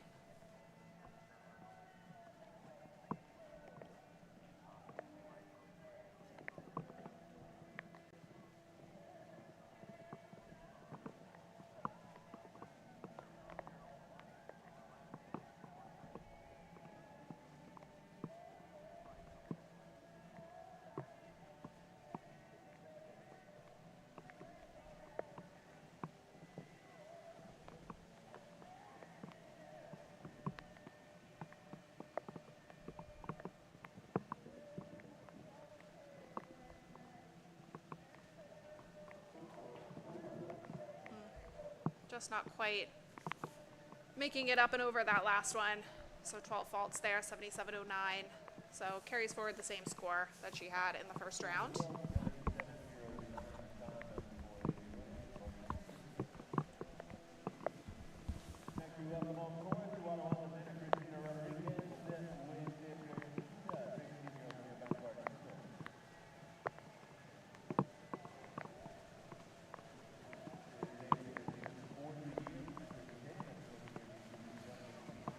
Ana Cristina Rodriguez up next with Ferdita. They had a very good showing in round 1. Just one rail down, but they're going to have to go in the thick of this heavy rain. Rain really picking up.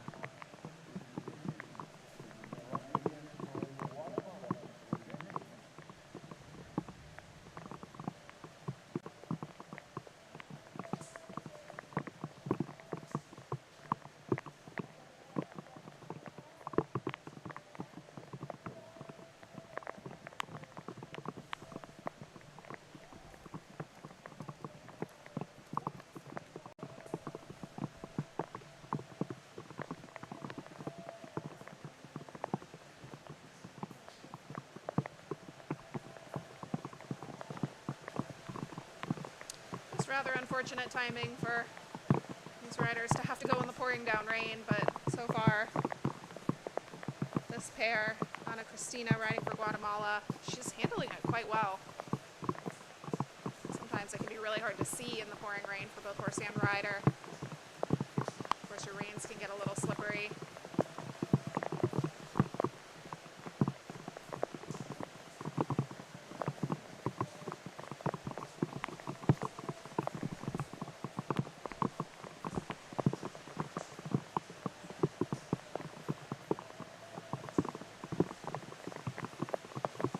Really putting together a nice round here. I think one of the sacrifices of having to kind of slow things down here in the rain is she might run into some time penalties. She's gonna be so close. Oh, and she just makes it. She pumps her fist in the air. That's a very exciting clear round for her. Very proud of both herself and her horse. She pulls out that clear. So that actually keeps her on a pretty competitive score. She stays on the 10.07. So that likely will qualify her for that individual final. Taking place just 2 days from now.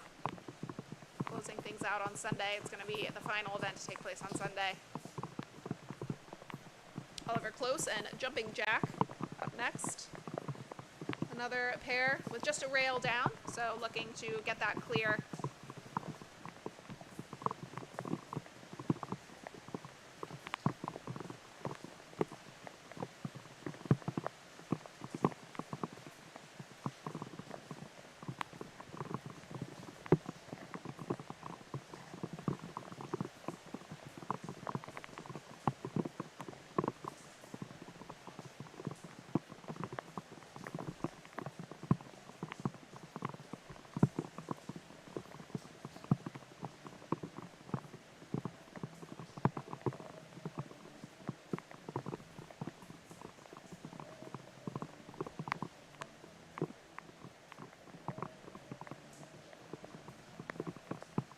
Skinny playing a role after the water.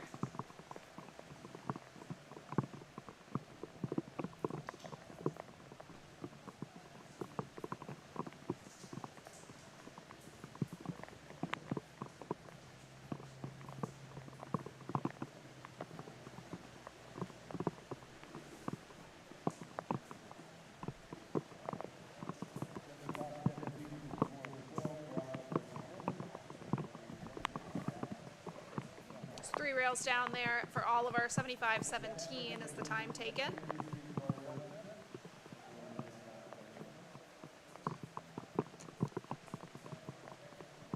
And again, still on individual rounds here in the second round of team competition. All of the individuals will jump first so that the team rounds can come later in the order.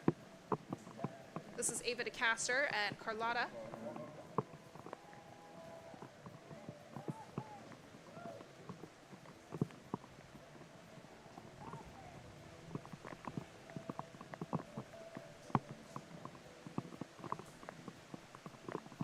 Ava rides for Bay Winds Equestrian.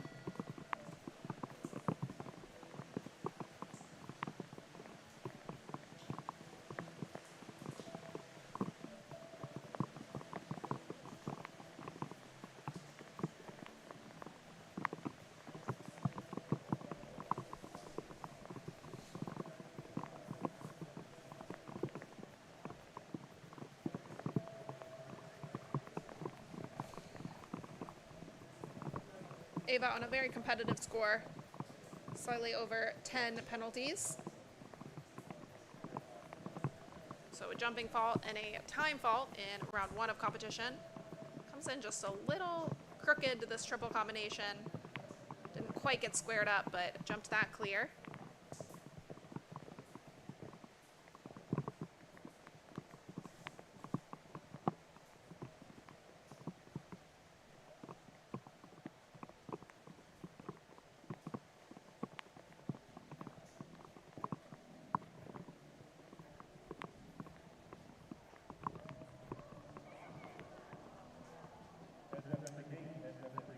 Very unfortunate parting of ways there at the water.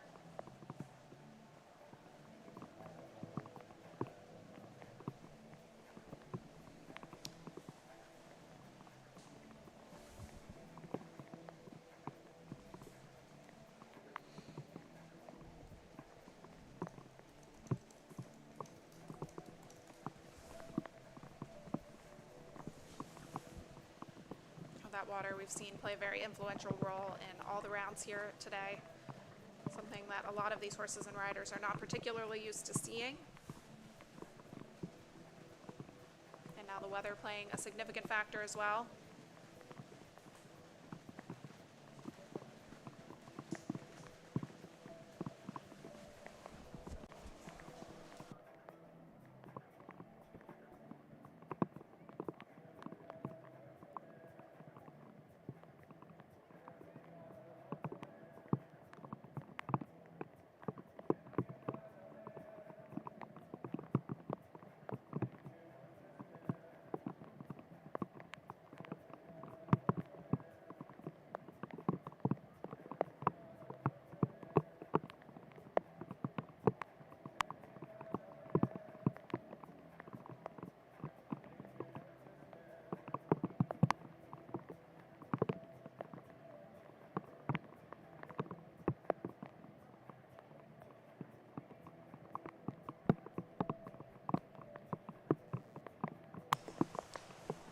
Fortunately, our rider back up and on her feet. And they also have control of the horse.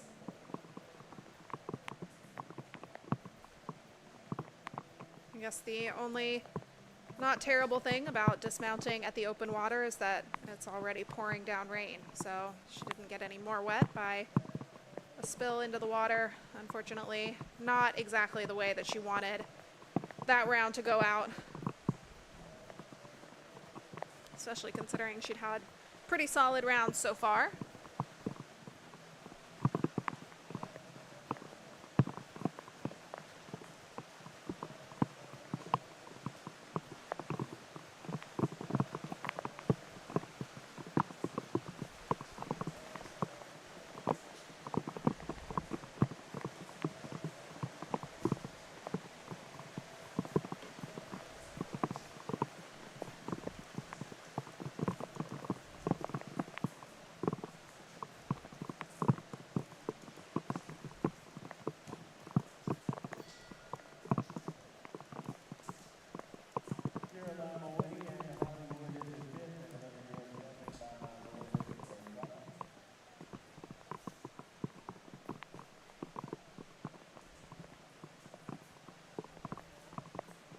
Caroline Mawhinney next.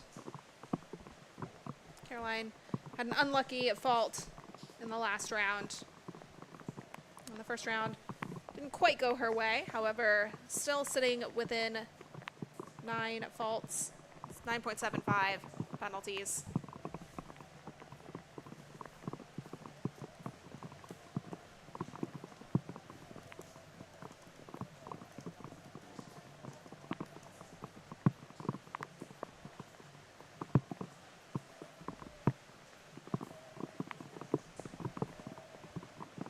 Caroline, a top young athlete.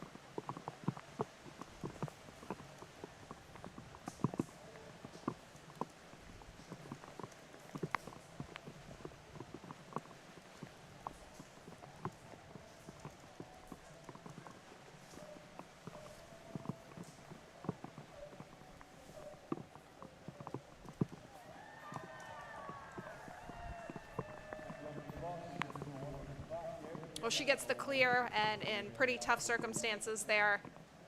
10.75 remains her score. So just shows some real grit out there. First 2 rounds. She had little mishaps here and there, but put the pieces all together to get the clear.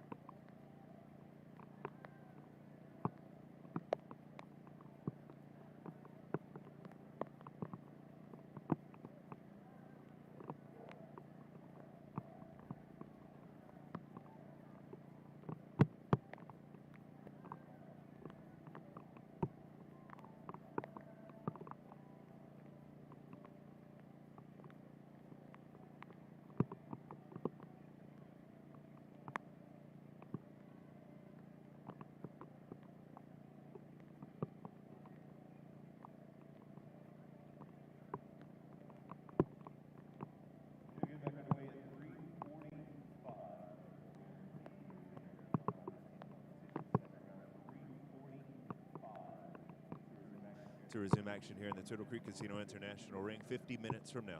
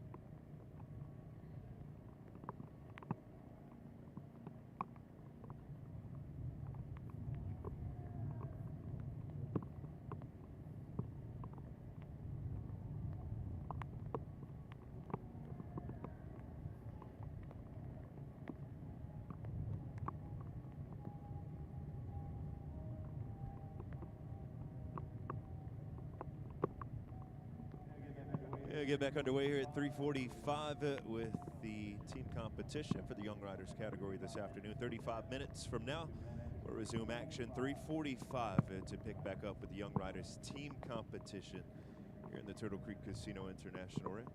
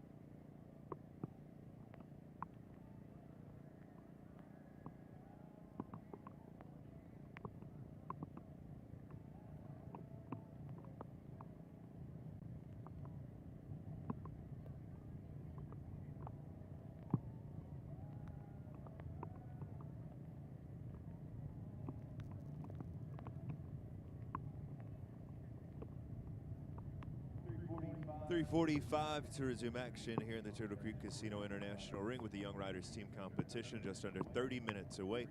3:45 for the first horse on course for us to recommence here in the International.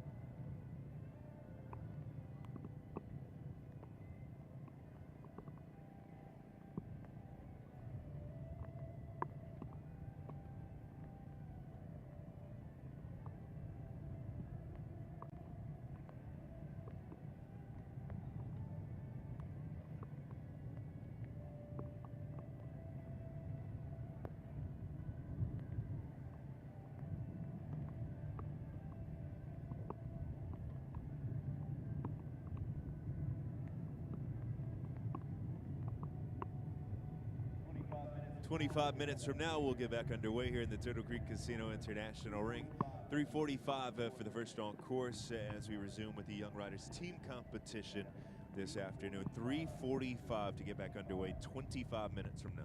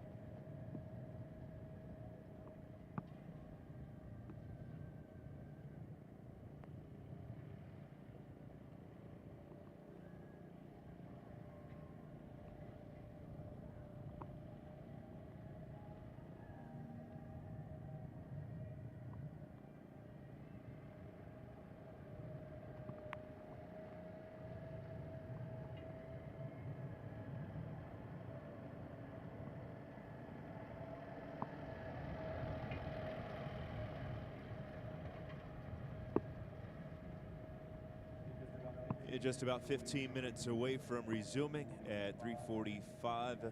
We'll pick back up with the Young Riders team competition in the Turtle Creek Casino International Ring. 3:45 to get back underway, just about 15 minutes out.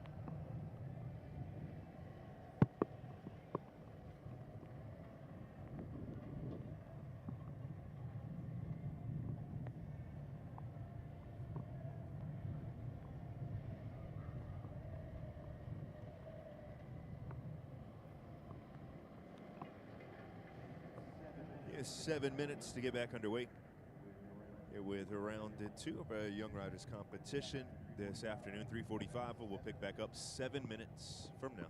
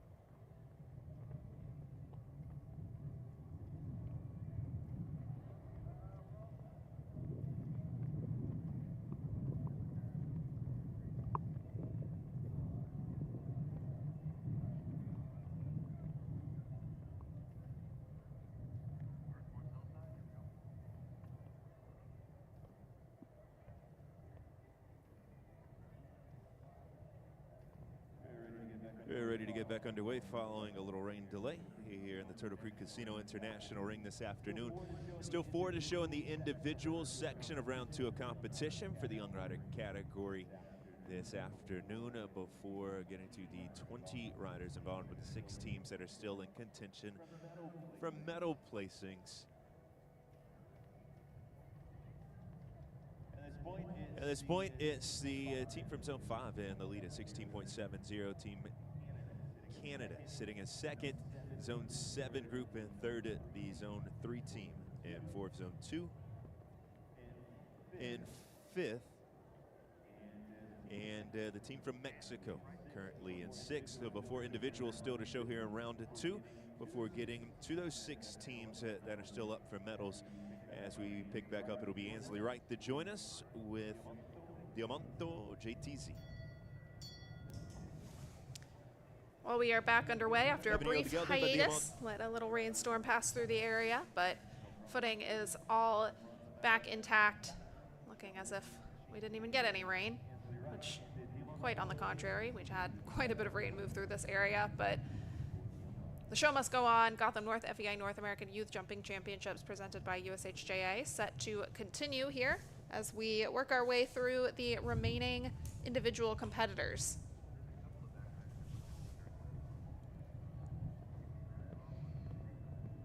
Ainsley Wright and Diamanto JTZ are getting us back underway here. We still have the entire second half of the team competition still to come.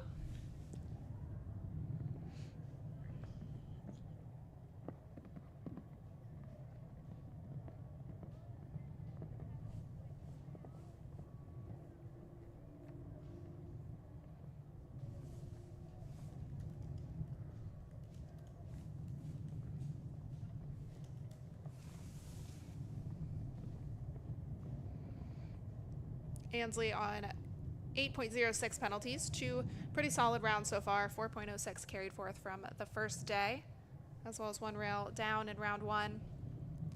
So I think sitting in a pretty comfortable spot, not too far off the lead. And while the Zone 4 team didn't make it back into the team final for round 2, she is continuing on as a very competitive individual. The last goes 73.83 is the time taken there. So just about doubles her score, 16.06 moving forward.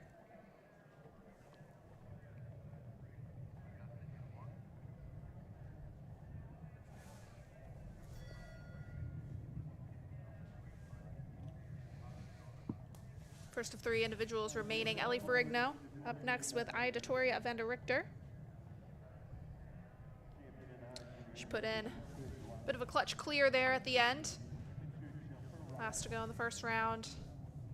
Anchored her team, but it still wasn't quite enough to have them make the cut. So here she goes as an individual, and unfortunately just not quite up and over fence number 1. Not exactly an ideal way to start, but hopefully we'll keep the horse careful as she continues on.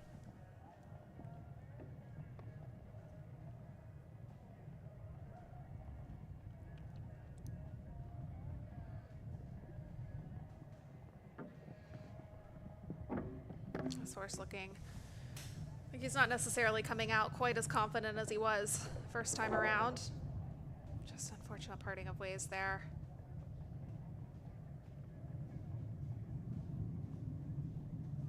This results in elimination there for Ellie Ferrigno.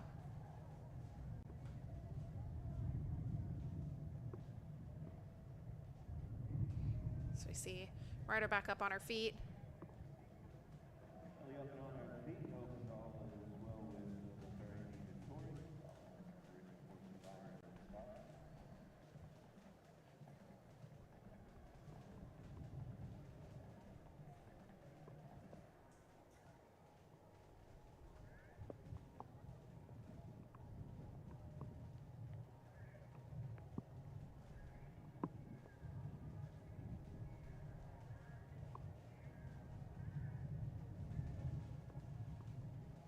Ellie showing excellent horsemanship, making sure that her horse is okay before walking out of the ring.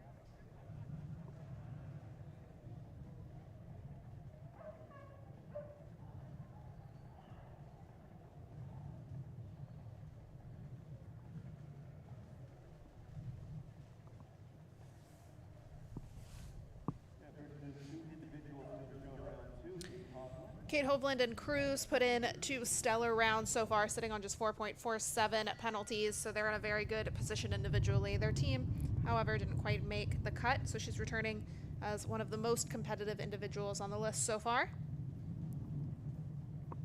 0.47 coming into this second day of competition. Just a 1 rail down in round 2 as well.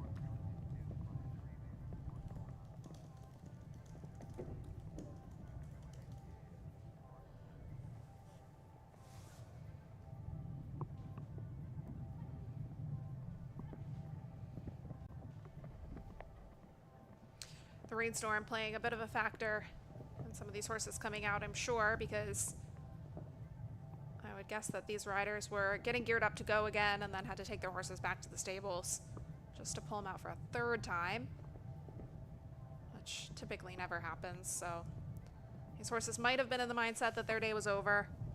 There we see a foot in the water.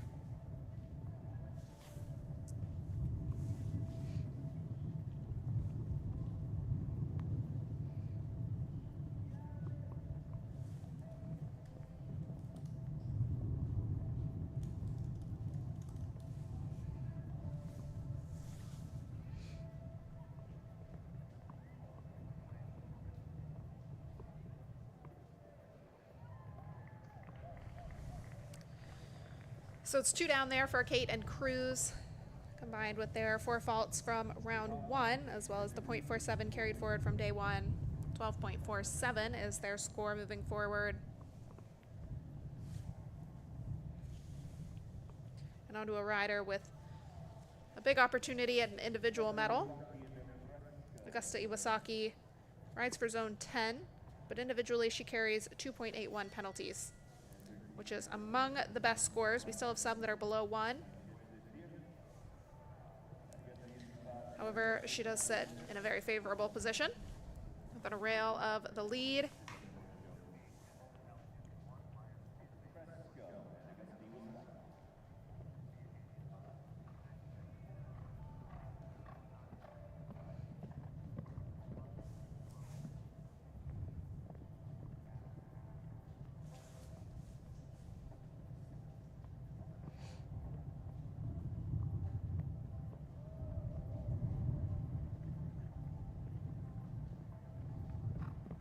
Augusta Iwasaki is piloting Fresca for Chris Iwasaki and Elizabeth Riley. They had a clutch clear round in the very first position, coming out first to go in that first round of team action.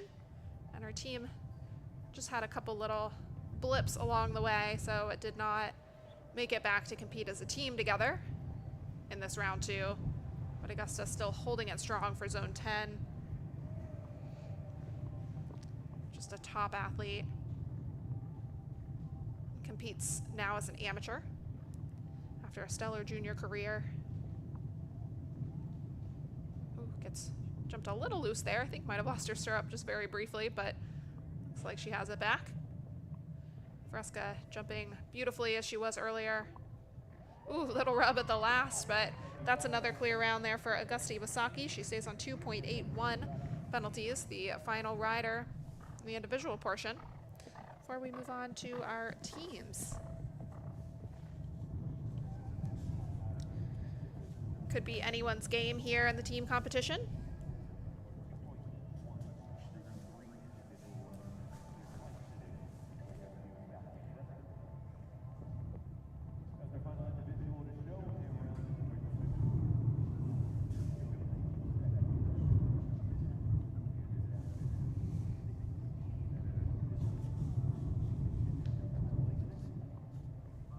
Currently the lead is held by Zone 5, Maggie Jacobs, Olivia Williams, and Alex Alston. They sit on 16.70.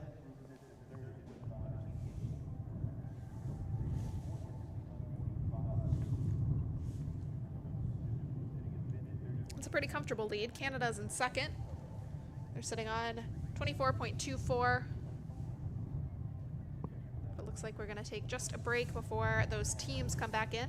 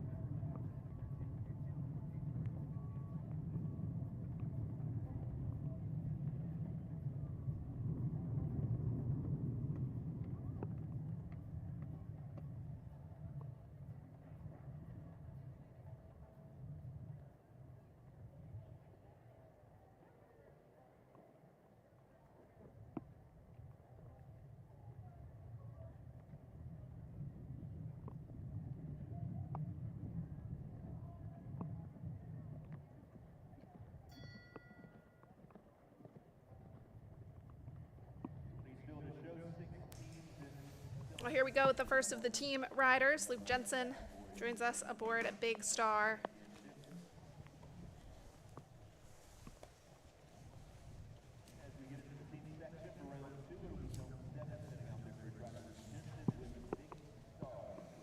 Luke, a recently turned professional athlete.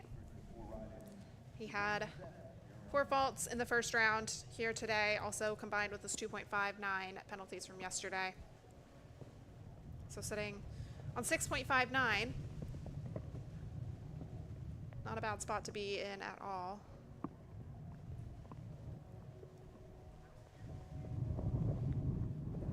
But as long as he keeps it on the clear, keep himself in the running.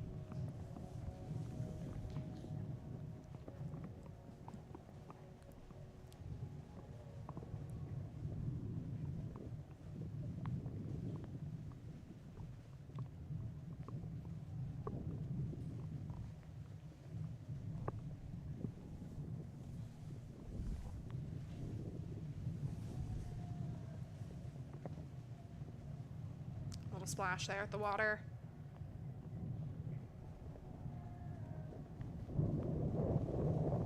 Juniors were able to have a pole go up over the open water, which is a requirement for their division. The young riders, no such luck. They have to master the same test that they did in the first round, which is cover the entire width of the water. Oh, just a little push out of the cups on the A element. So 8 to add for Luke Jensen. So 7 on 25.88 penalties. There are 4 riders coming forth. So they will have a drop score in hand. So we'll see if the rest of the team can come out stronger for round 2. Hopefully the 8 can be the drop score.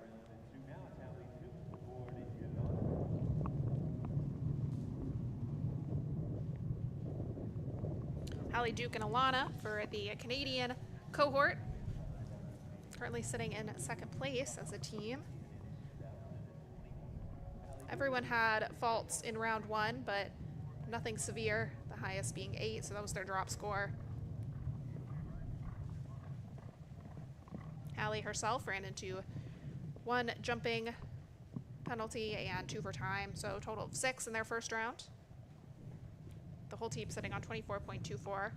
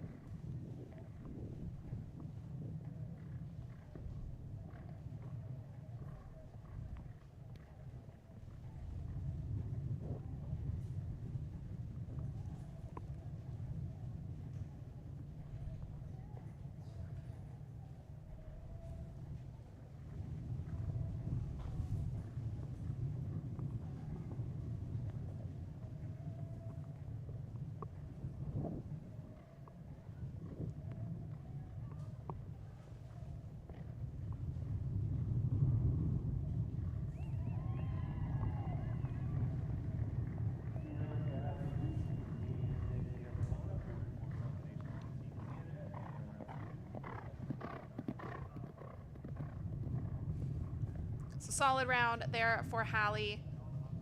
Gets the clear that the Canadian team would have wanted. And really good for her as well. Keeps her on the 11.27.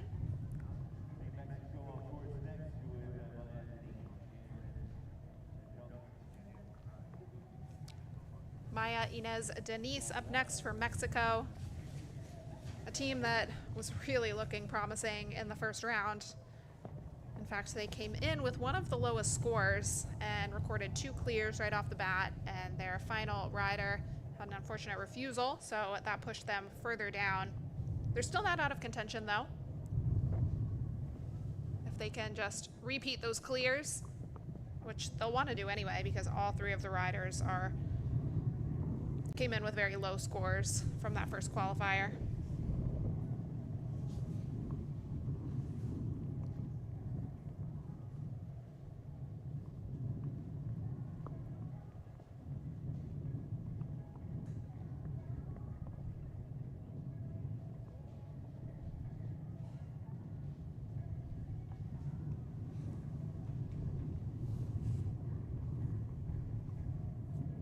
Maya aboard Jantian Demuse, just a 9-year-old stallion by Triomphe Demuse that's been showing excellent jumping form.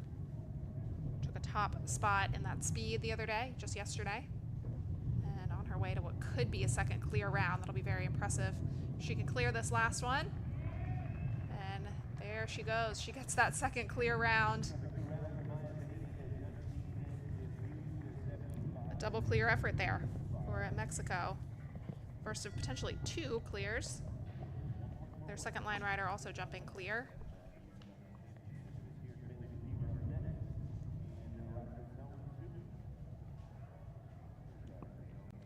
So there you see Mexico's standing. A lot of zeros there, but an unfortunate 28 that is adding up, making their scores add up quite a bit. On to Bailey McKeever up next.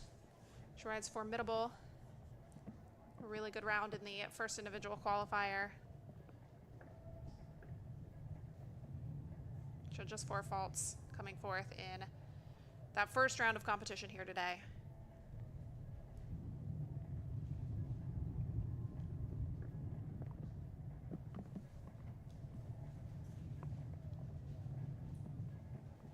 McLean Ward training her on the sidelines.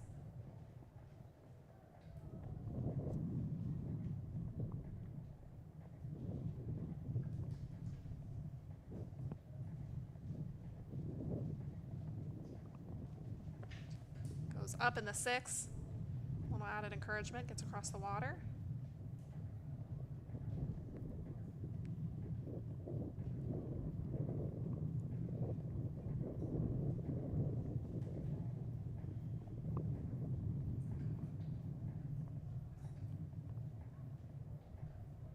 This turn has kind of shown up a little awkward for a lot of riders, unfortunately. Just not quite getting up and over the out of the double combination. So 4 more to add there. 2 4-fault scores for Bailey in this team competition.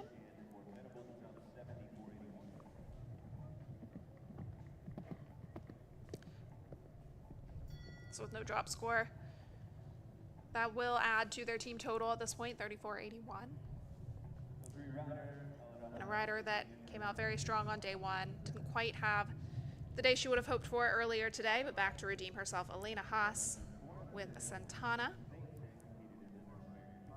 Sitting on 20.51 personally, 29.45 for the team.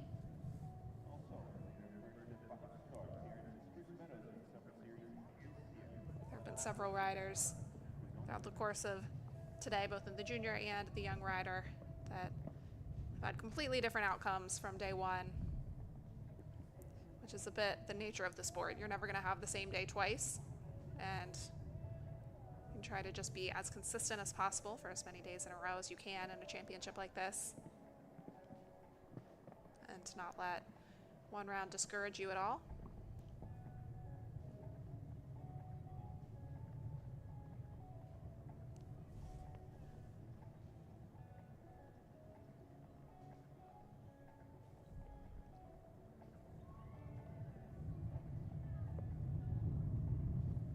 balances up really well so she can really propel, and you see the yellow tape kind of flying up, so she does have that water.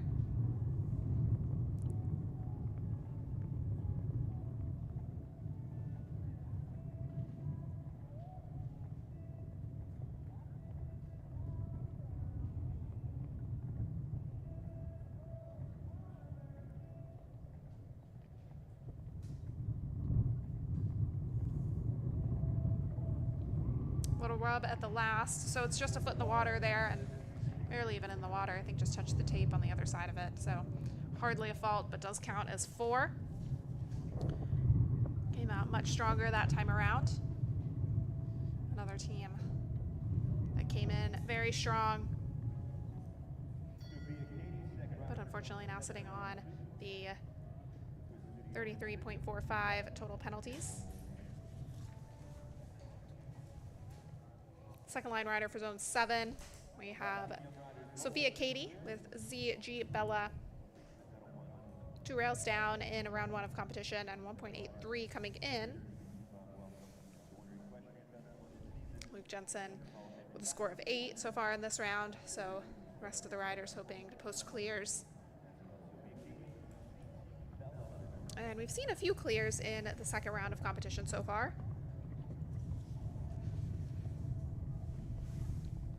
So quite a few of these horses and riders coming back stronger. Actually, the temperature dropped somewhat significantly with all the rain, which we all know with horses can spice them up a little bit, so the ones that maybe are feeling a little tired might have a little spark of life.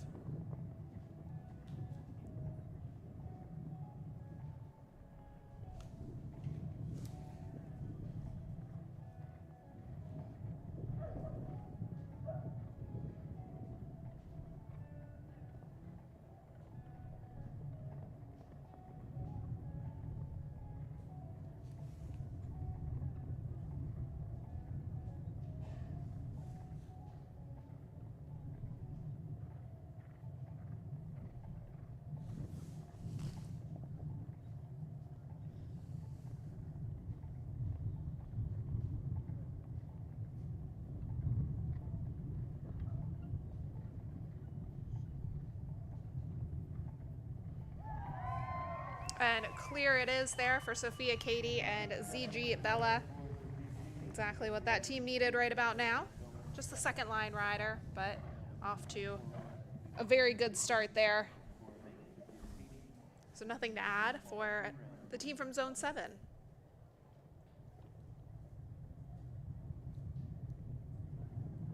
Looks like the order there, a little bit out of order. So 0 score for Sophia Katie, keeps the team on 25.88.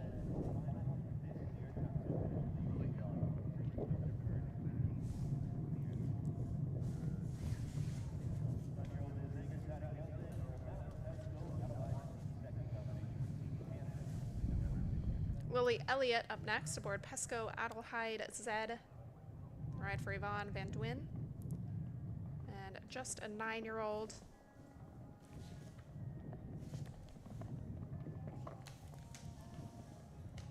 Lily, the second line rider for Canada, a team that's already posted a clear here in this second round, something that was a little hard for them to find in the first round. Team that likely had a little pep talk from Captain Canada, Ian Miller, here leading the team.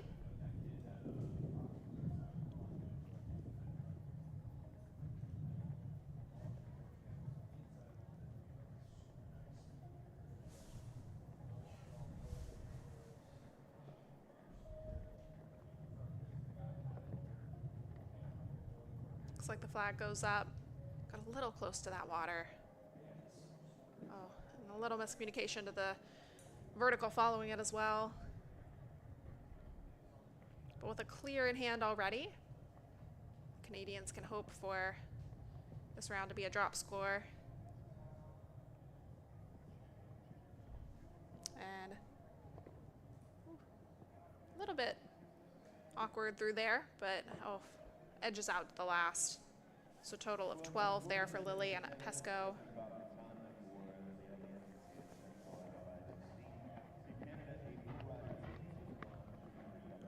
So keeps them hopefully on the same score that they came into this competition the second round on.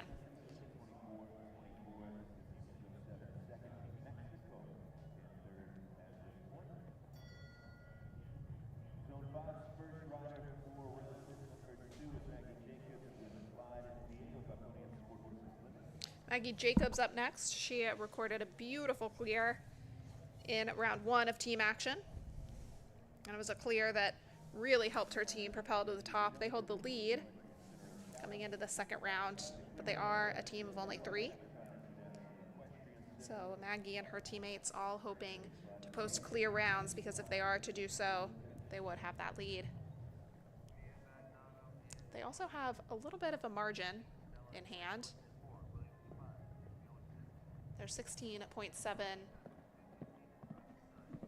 would allow them to have 1 rail. And maybe a couple time faults to spare as well. But I don't think that's the mission here today. The mission is clear. Maggie trained on the sidelines by Allie Wolf, who we've had the pleasure of hearing from for quite a bit of these championships. Oh, and then 5 just gets knocked out. This is a horse with a huge stride. I think just for this horse, maybe just a hair close to that jump.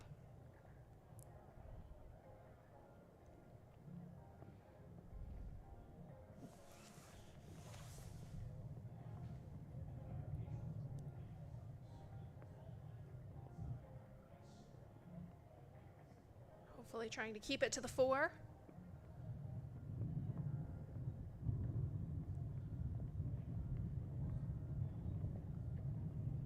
Little rub there on the horizontal stripes.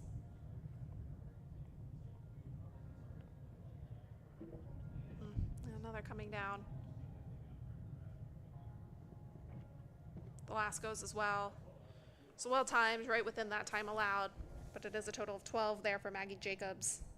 And that's a 12 that will have to count to the final score, bringing their total up to 28.7. All is not lost, however. There are just 2 teams on slightly lower scores, one of which would be put behind them if they were to have just 1 rail at this point. But it's still very early. Still 2 more line riders to go for most of these teams. That takes us to our second rider for Mexico.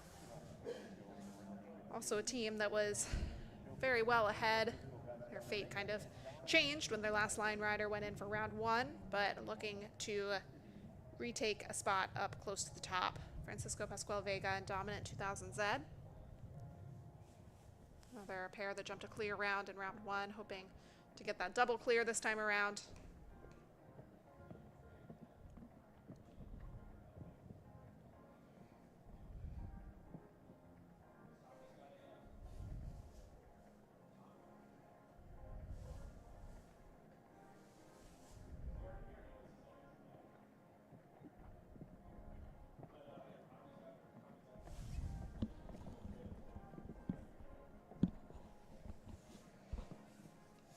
Team from Mexico has had a brilliant day.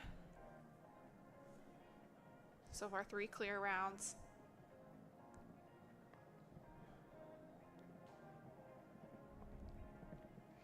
Clearly very well prepared for this challenge here.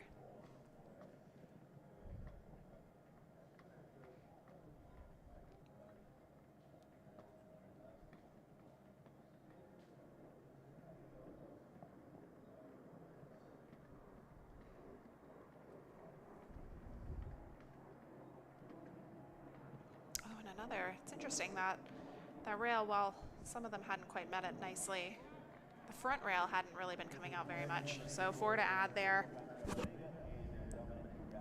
Keeps his score pretty competitive, 6.39 individually.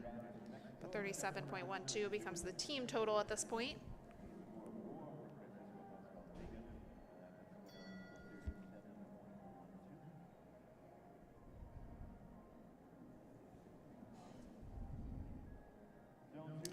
On to zone 2, Mia Bagnato has the ride where Ballios Big Bucks. 10-year-old stallion owned by Alon Farm. Posted a clear in the first round of team competition.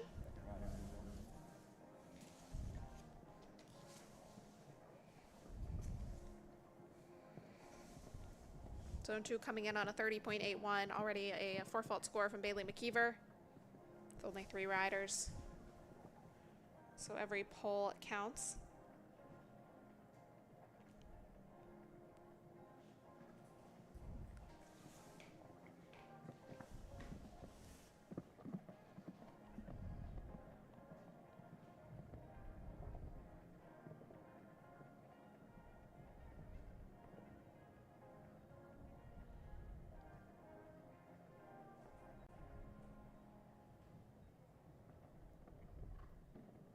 Bit of a forward distance to that skinny, which you can sometimes get away with, but didn't quite cover the height that she needed to at the hind end.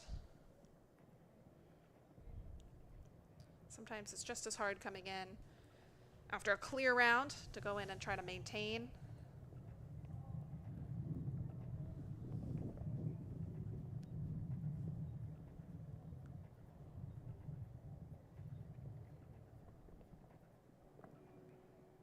Just trying to keep it to the 4, which she does. So another 4 to add there for zone 2. 38.81. Their score grows just a little bit.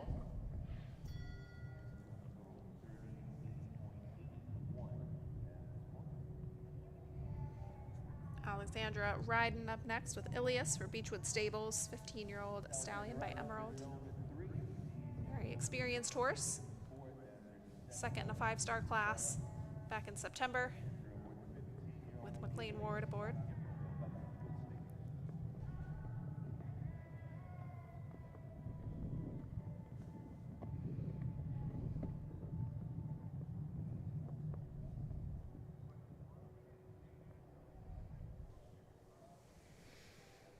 Alexandra did run into one time fault,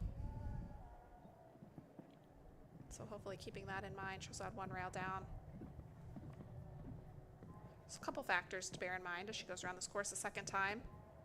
Likely made a very solid plan with the team at Stonehenge Stables.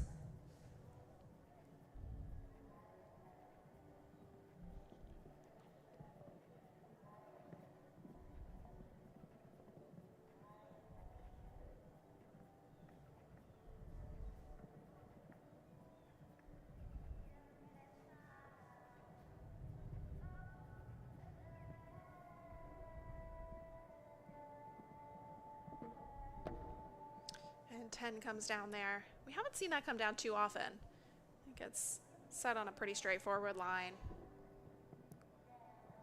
It's just very difficult material sometimes.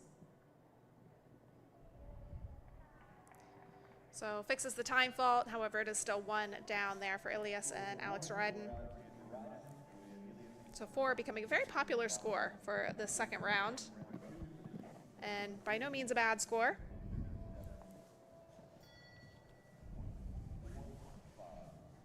But we're seeing a lot of rounds with just 1 small error on course. Stella Wasserman coming 4th for zone 7. Board Eldorado WPZ. Looking to fix the score that she posted of 14.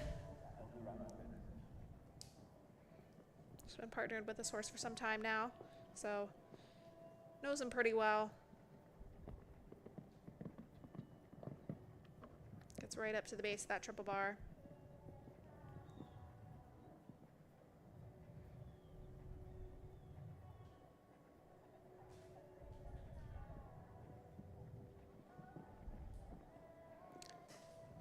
Looks like she was a little ways off that triple combination. Thought she was going to add 1 more stride, but that might have been the reason for not quite liking the distance given out.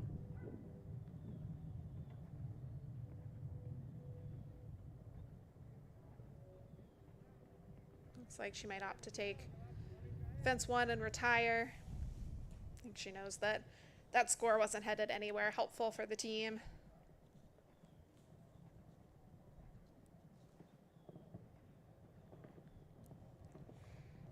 So retirement there on course for Stella Wasserman.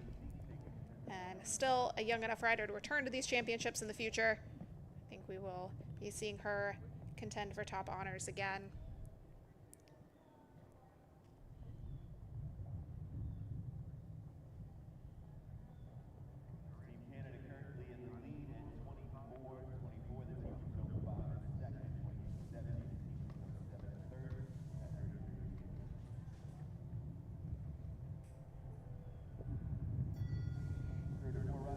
So it's getting down to crunch time for this team portion. Canada actually leads the way right now, moving up from second place. Quentin Baumler is next to go with Hayden.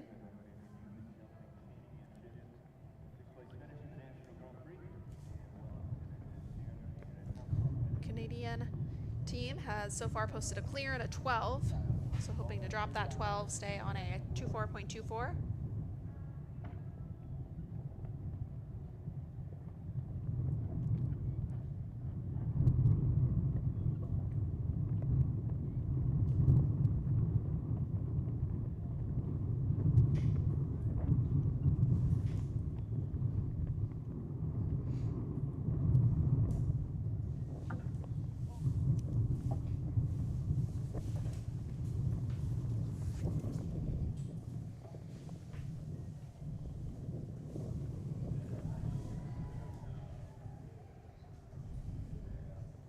So Canada with the luxury of having a drop score. But so far with a score of 12, they're thinking they might want to hold on to this 4. Hopefully it doesn't grow any further.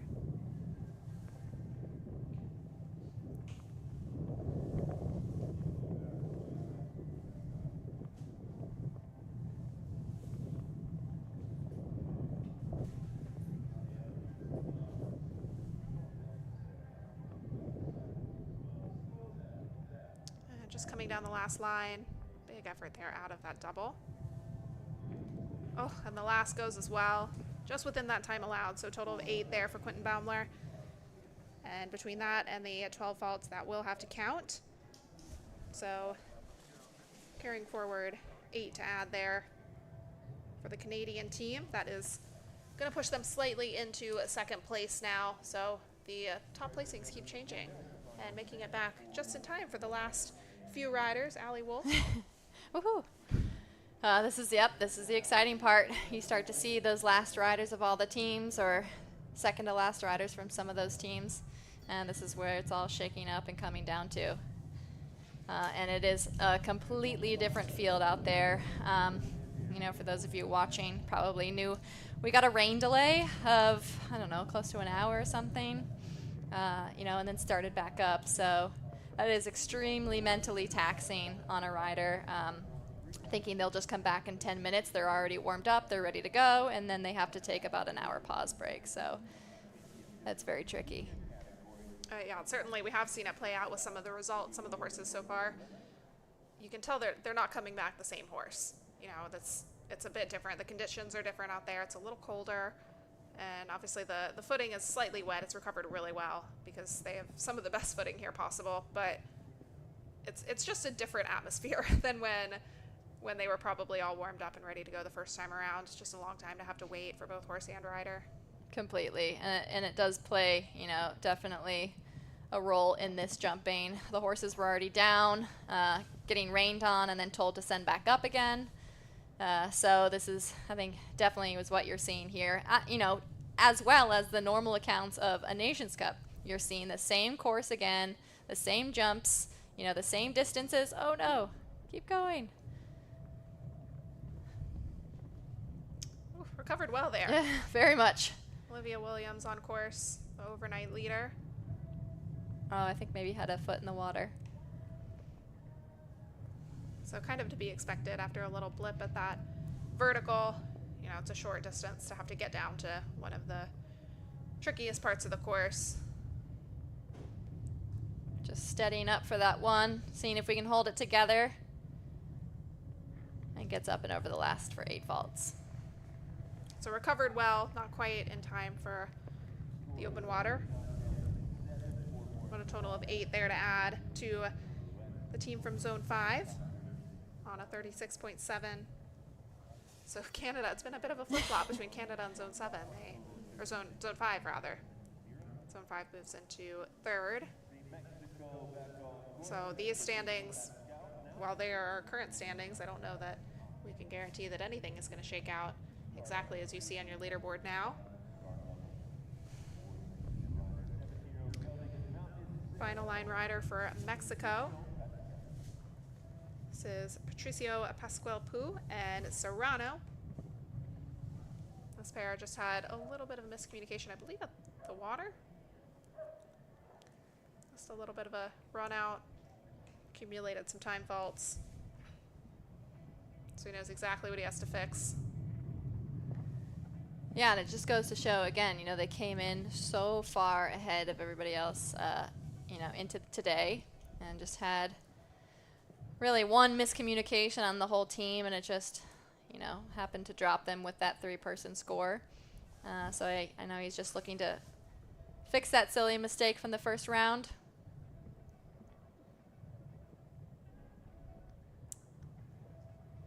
Looks like he might have done, oh, not quite. I mean, I think compared to the first round, that was a much better effort at it.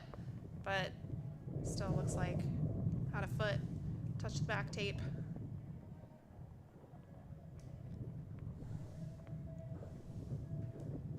Just trying to pull it together for that last line, a very, very tricky line. Very delicate one stride, very short 5. And maybe one time fault to add. It's a total of 5 there. They were one of the most competitive pairs coming into the second round, finishing for the team on 42.12.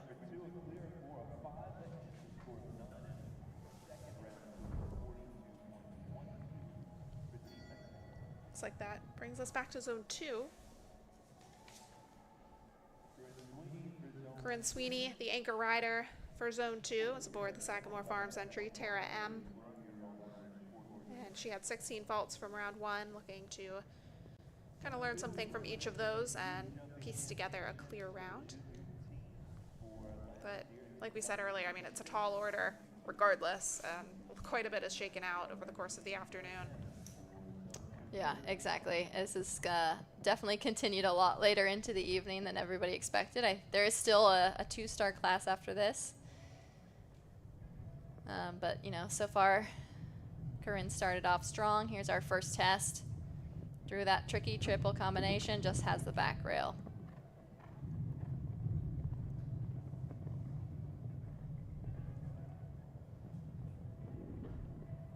Light rub on that net jets. That net jets is starting to kind of prove a little bit tricky. I think it's taken for granted a little, and you know, you're jumping into the edge of the ring, so they're looking to shift.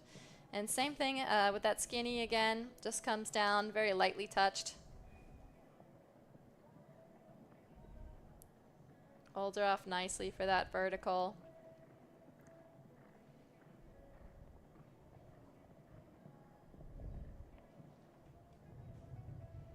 You know, a lot of these horses, when they start to get tired, they start to get a little on the forehand, and so riders are having to work extra hard, maybe than they've ever really had to experience before, just to hold these horses off the front rails.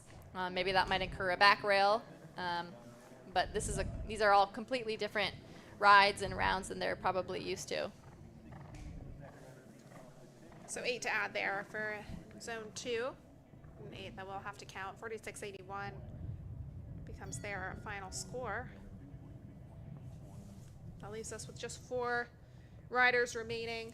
Canada back in the lead with 28.24. Virginia Bonnie next to go for zone 3 aboard FEI. Again, that's another 3-person team. You know, these three-person teams are holding their own. Pretty strong riders. And again, there's a lot of shakeup because there are a few 3-person teams. So that greatly alters these scores. I believe Virginia Bonnie might hold the lead right now as an individual. Yep. So she is jumping for a little bit extra today. Really holds the horse straight through the triple. Gets that 8 done. And really tries hard to get that 4 done.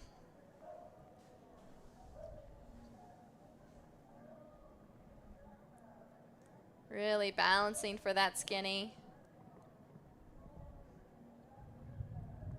And now we see in the young riders, unlike the juniors where they put the pole over the water, they have not done so for that second round. That is not in the rule book for them. So they have to tackle the water again. And for some, especially horses that have already maybe seen the water, don't really care so much about the water, it's about trying to get over that back. Oh, and she just gets, she gets stuck in that double. Oh, what a shame. Oh, it's just going so smoothly.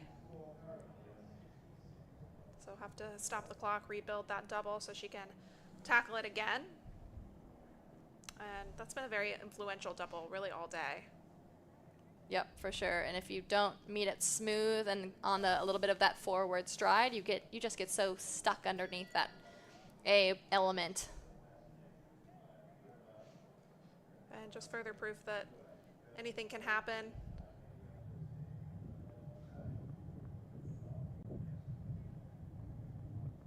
So the tone is sounded. Not exactly sure what we're waiting on.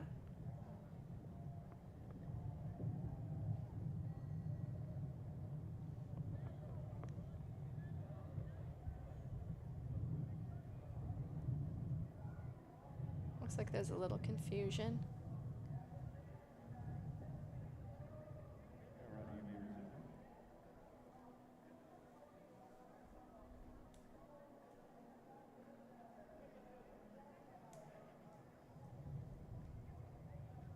Well, now, oh, I thought she was headed out. So gearing to get going again. A little hard to read the minds of riders sometimes. Yeah. Again, that was just too bad. She was riding such a beautifully smooth round. That double has really gotten a lot of people. You know, again, just like we said, any singular round can change the fate or outcome of anyone for better or worse. Looks like she's going to tackle it again. Gets it, no problem. That really is a shame. Yeah, that's really unfortunate. It was such an influential thing to have happen right there in that double. She had the rail on the way in and then had to re-jump the whole thing with the faults and the time faults for the refusal. So brings her score to 12.3. So very quick change there. Can I see the...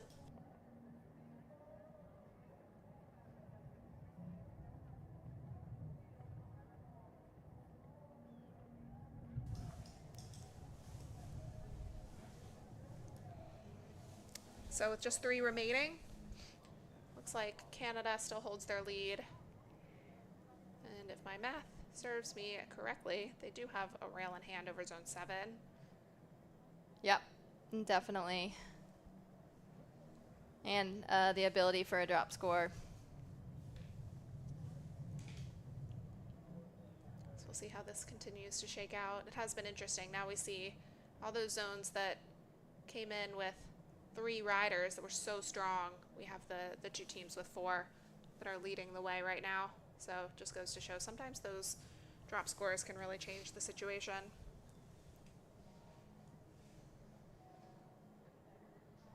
So Hallie Grimes is our next in the ring. She rides for zone 7, trying to record a clear so that they can stay at that 33.88 penalty range and hopefully stand on the podium. Yeah, so right now she's jumping for, well, possible podium position at the moment. So kind of boils down to the wire for her. A lot of pressure on these last couple riders. Yeah, it's an interesting shakeup right now. We still have the last riders to see for the top 3 teams. So really no spots are guaranteed. Yeah.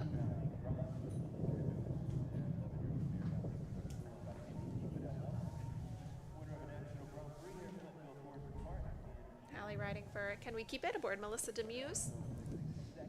Has become a really top horse for her. She had a bit of a choice in the horses that she could have brought forth into this competition.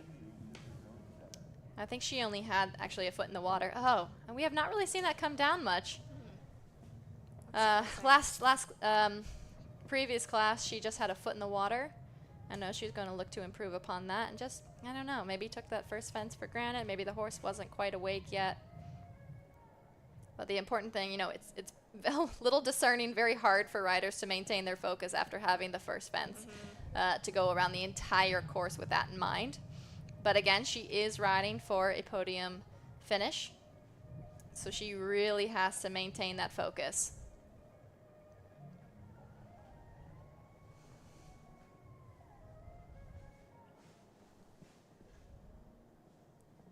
I have to ride really hard, and I think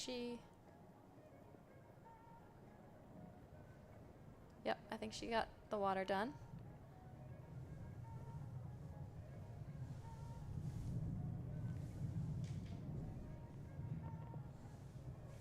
So if she can continue just on the 4 faults, I think, you know, without the last Zone 5 rider, assuming they might go clean, she might just drop right into that 3rd position. Here we go. Yeah, so guaranteed a medal at this point for Zone 5. Zone 7, rather. They drop into 3rd. 37.88 is the score they're going to finish on. It's always great to know that you're guaranteed a medal. So guaranteed bronze, that's the worst case. Best case, they keep moving up. Exactly. You can only be pleasantly surprised from this point on. Yes. The final 2 teams still to jump. The first of them, Canada, is currently leading the way. And a good anchor rider to have in William Martin and Ricore Corsell. They were the, I believe, junior gold medalists last year. So moving up into the young rider section. And I think he can have maybe 2 rails to still maybe keep that pole position. So that should be a little bit of a weight off, but yeah, definitely a big relief there. It's going to be very exciting for Canada. They have yet to top the podium here in these youth championships. This is the final of the 4-team competitions we've seen over the span of 2 days. Hard rub at sea, but it stays up.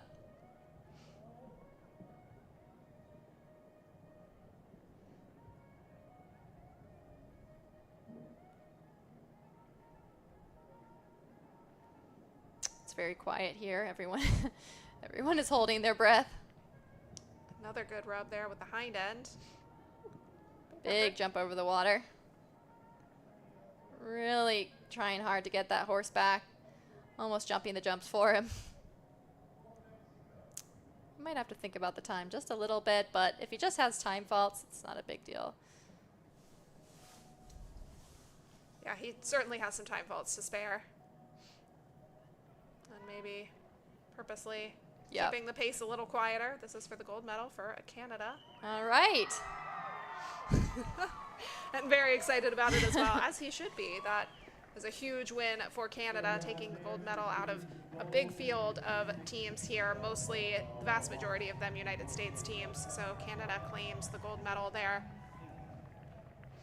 And still 1 team left to go, but nothing can change that gold medal placing there for Canada.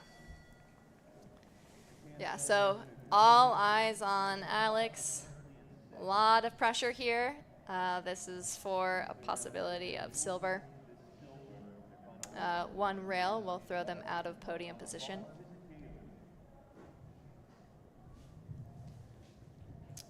I think he can maybe just have 1 time fault. And that is as much as he can have. That's a lot of pressure. No drop score for this team. Ooh, gets a lucky rub at that first fence. The good news is he has a little space between silver and getting off the podium. So a little less pressure there. He could have a rail and still take the bronze. But I know he's really going for silver. Who are we kidding? Steadying up to the oxer, really steady that 4. Maybe has to think about the time just a little bit. But again, this horse has a huge stride. It's deceivingly fast. Here's the first bogey fence. Gets away with it. Really needs to ride the water. And steady up again to the vertical. You know, now's the time to kind of let go a little bit. Give your horse some freedom. Keep that time fault from not occurring. And keep continuing here. As we've seen, they get stuck here.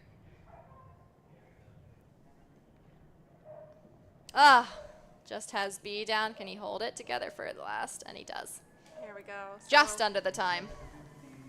right up there. It's the second to last. So that will bring competition to a close. And it looks That's like Zone 5 will take the bronze. Zone 7 will take the silver. So our medals haven't been decided. It's a win for Canada here in the Young Rider Team competition of the Gotham North FEI North American Youth Jumping Championships presented by USHJA.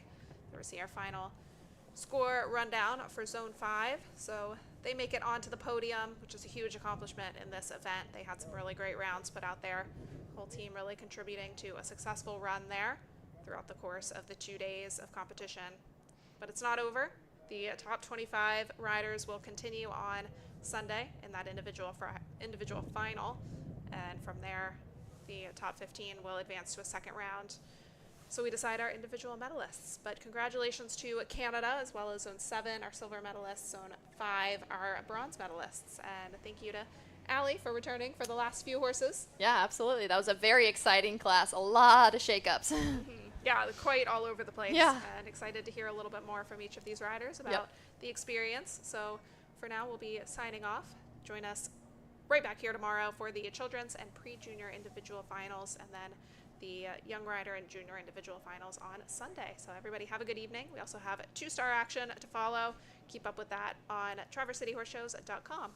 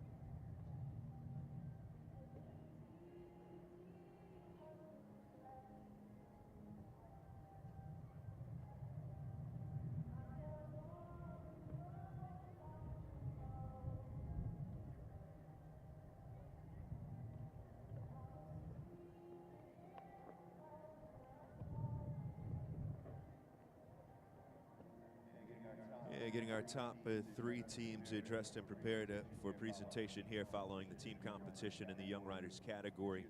This year's North American Youth Jumping Championships.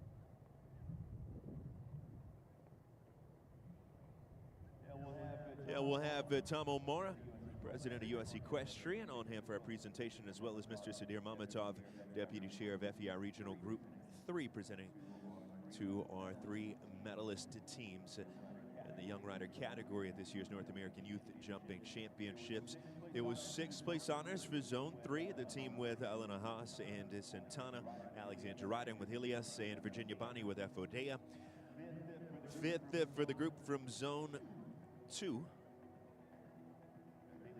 The Bailey McKeever showing formidable, Mia Bagnato with Baleaskill, Big Bucks, and Corinne Sweeney with Tara M. And Team Mexico taking 4th with Maya Doni piloting Gentine de Muse, Francisco Pascal Vega with a dominant 2000Z, and Patricio Pascal with Serrano taking 4th for Team Mexico in the Young Rider category for the team competition this year. Top 3 teams are making their way down the hill, getting staged and dressed for presentation as we honor the top teams in the Young Rider category for the 2023 North American Youth Jumping Championship.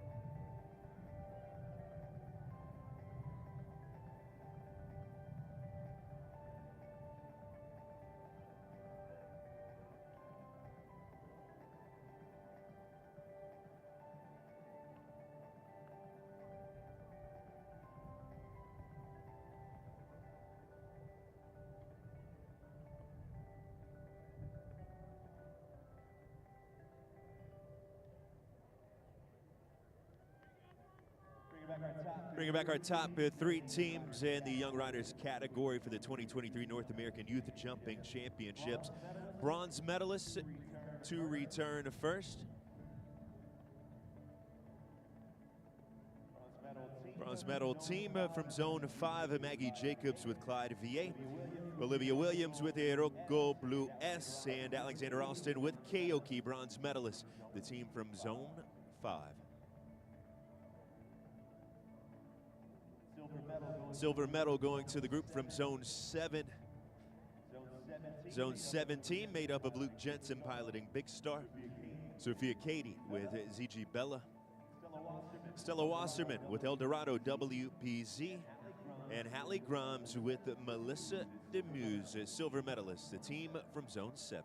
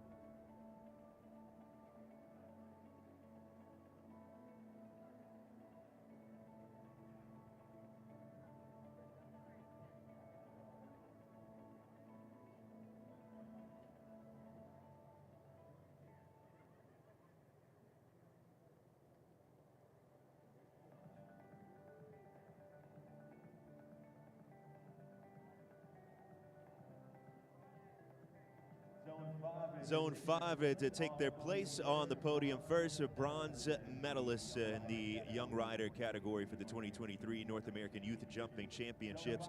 Zone 5 team made up of Maggie Jacobs with Clyde VA, Olivia Williams with Oroko Blue S, and Alexander Austin with the Keoki.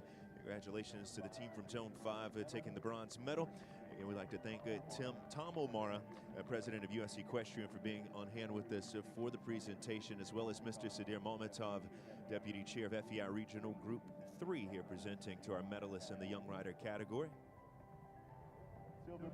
Silver medalists, the team from Zone 7, Luke Jensen with Big Star, Sophia Cady with ZG Bella, Stella Wasserman with Eldorado WPZ, and Hallie Grimes with the Melissa Demuse, your silver medalist in the young rider category for the 2023 North American Youth Jumping Championship.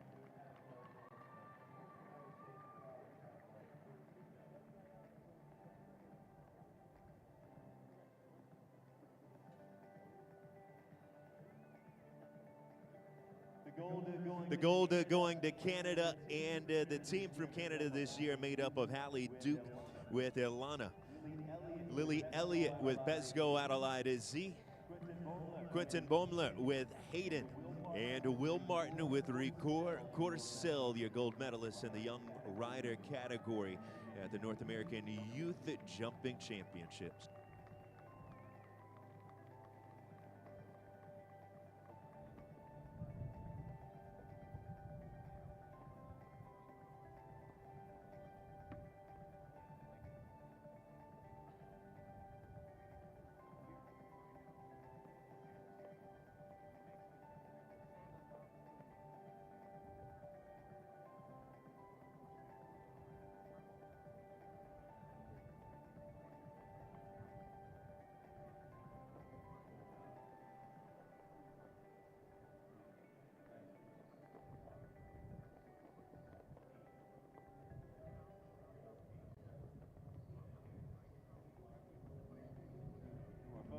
More photos with our podium teams.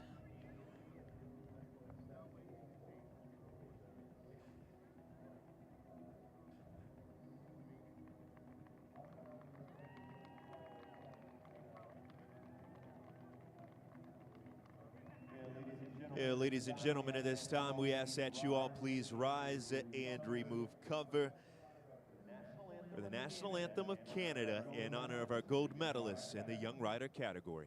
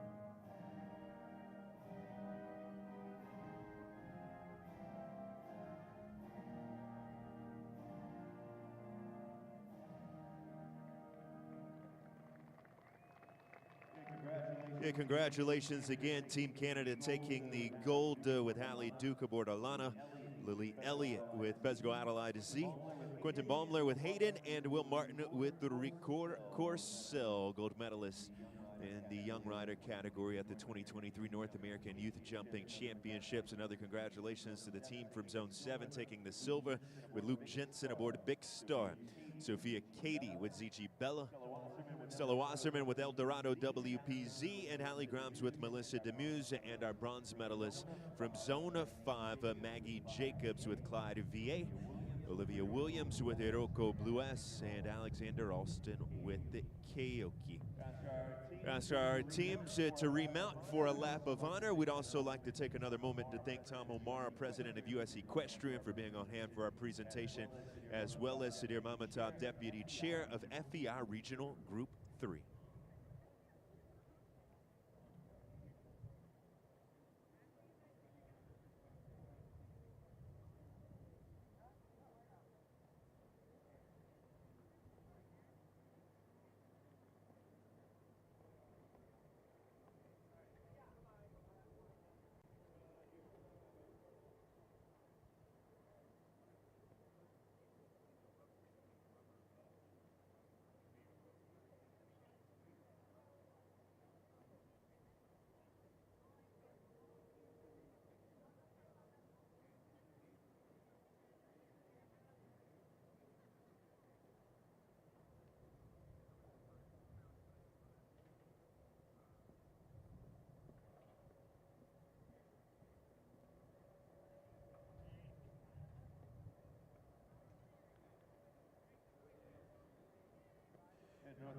In North American Youth Jumping Championships, we'd like to thank Gotham North, our title sponsor, for their continued support of the North American Youth Championships. Their support of the next generation of young equestrians is greatly appreciated. We'd also like to thank Mexico Equestrian Federation, proud sponsor of the FEI North American Youth Championships, as well as Hodges Badge, the official award supplier of USEF, proud to support the 2023 North American Youth Jumping Championships, the #1 custom manufacturer of quality custom awards, ribbons, medals, trophies, plaques, sashes, and more here in the US of A. Canada leading us on a lap of honor, gold medalist in the young rider category at the 2023 North American Youth Jumping Championships. The team from Canada with Hallie Duke, Lily Elliott, Quentin Baumler, and Will Martin taking the gold.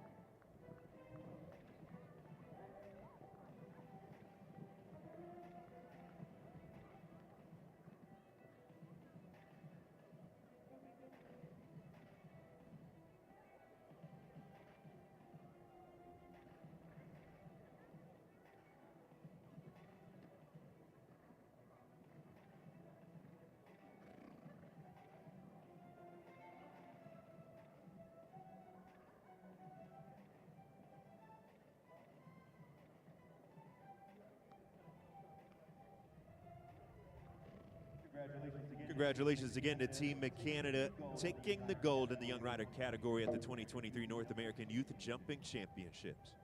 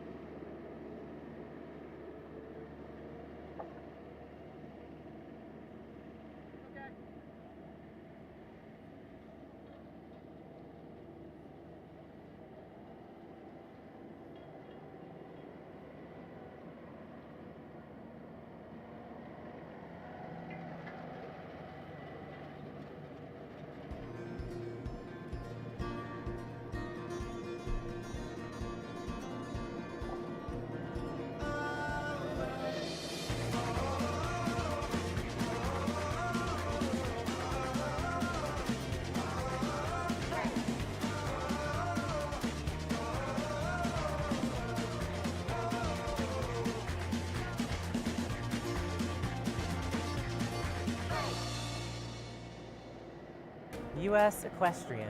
Thousands of equestrians have united To watch, to learn, To experience, to compete. In the pursuit of fairness, safety, welfare, and joy. From the grassroots to the Olympic Games, each with personal goals but all united together for the joy of horse sports. Ride United. Ride with US Equestrian. Normal. Nice. You can roll with that. Or you can roll the dice. Be the brave and boldly go a different way.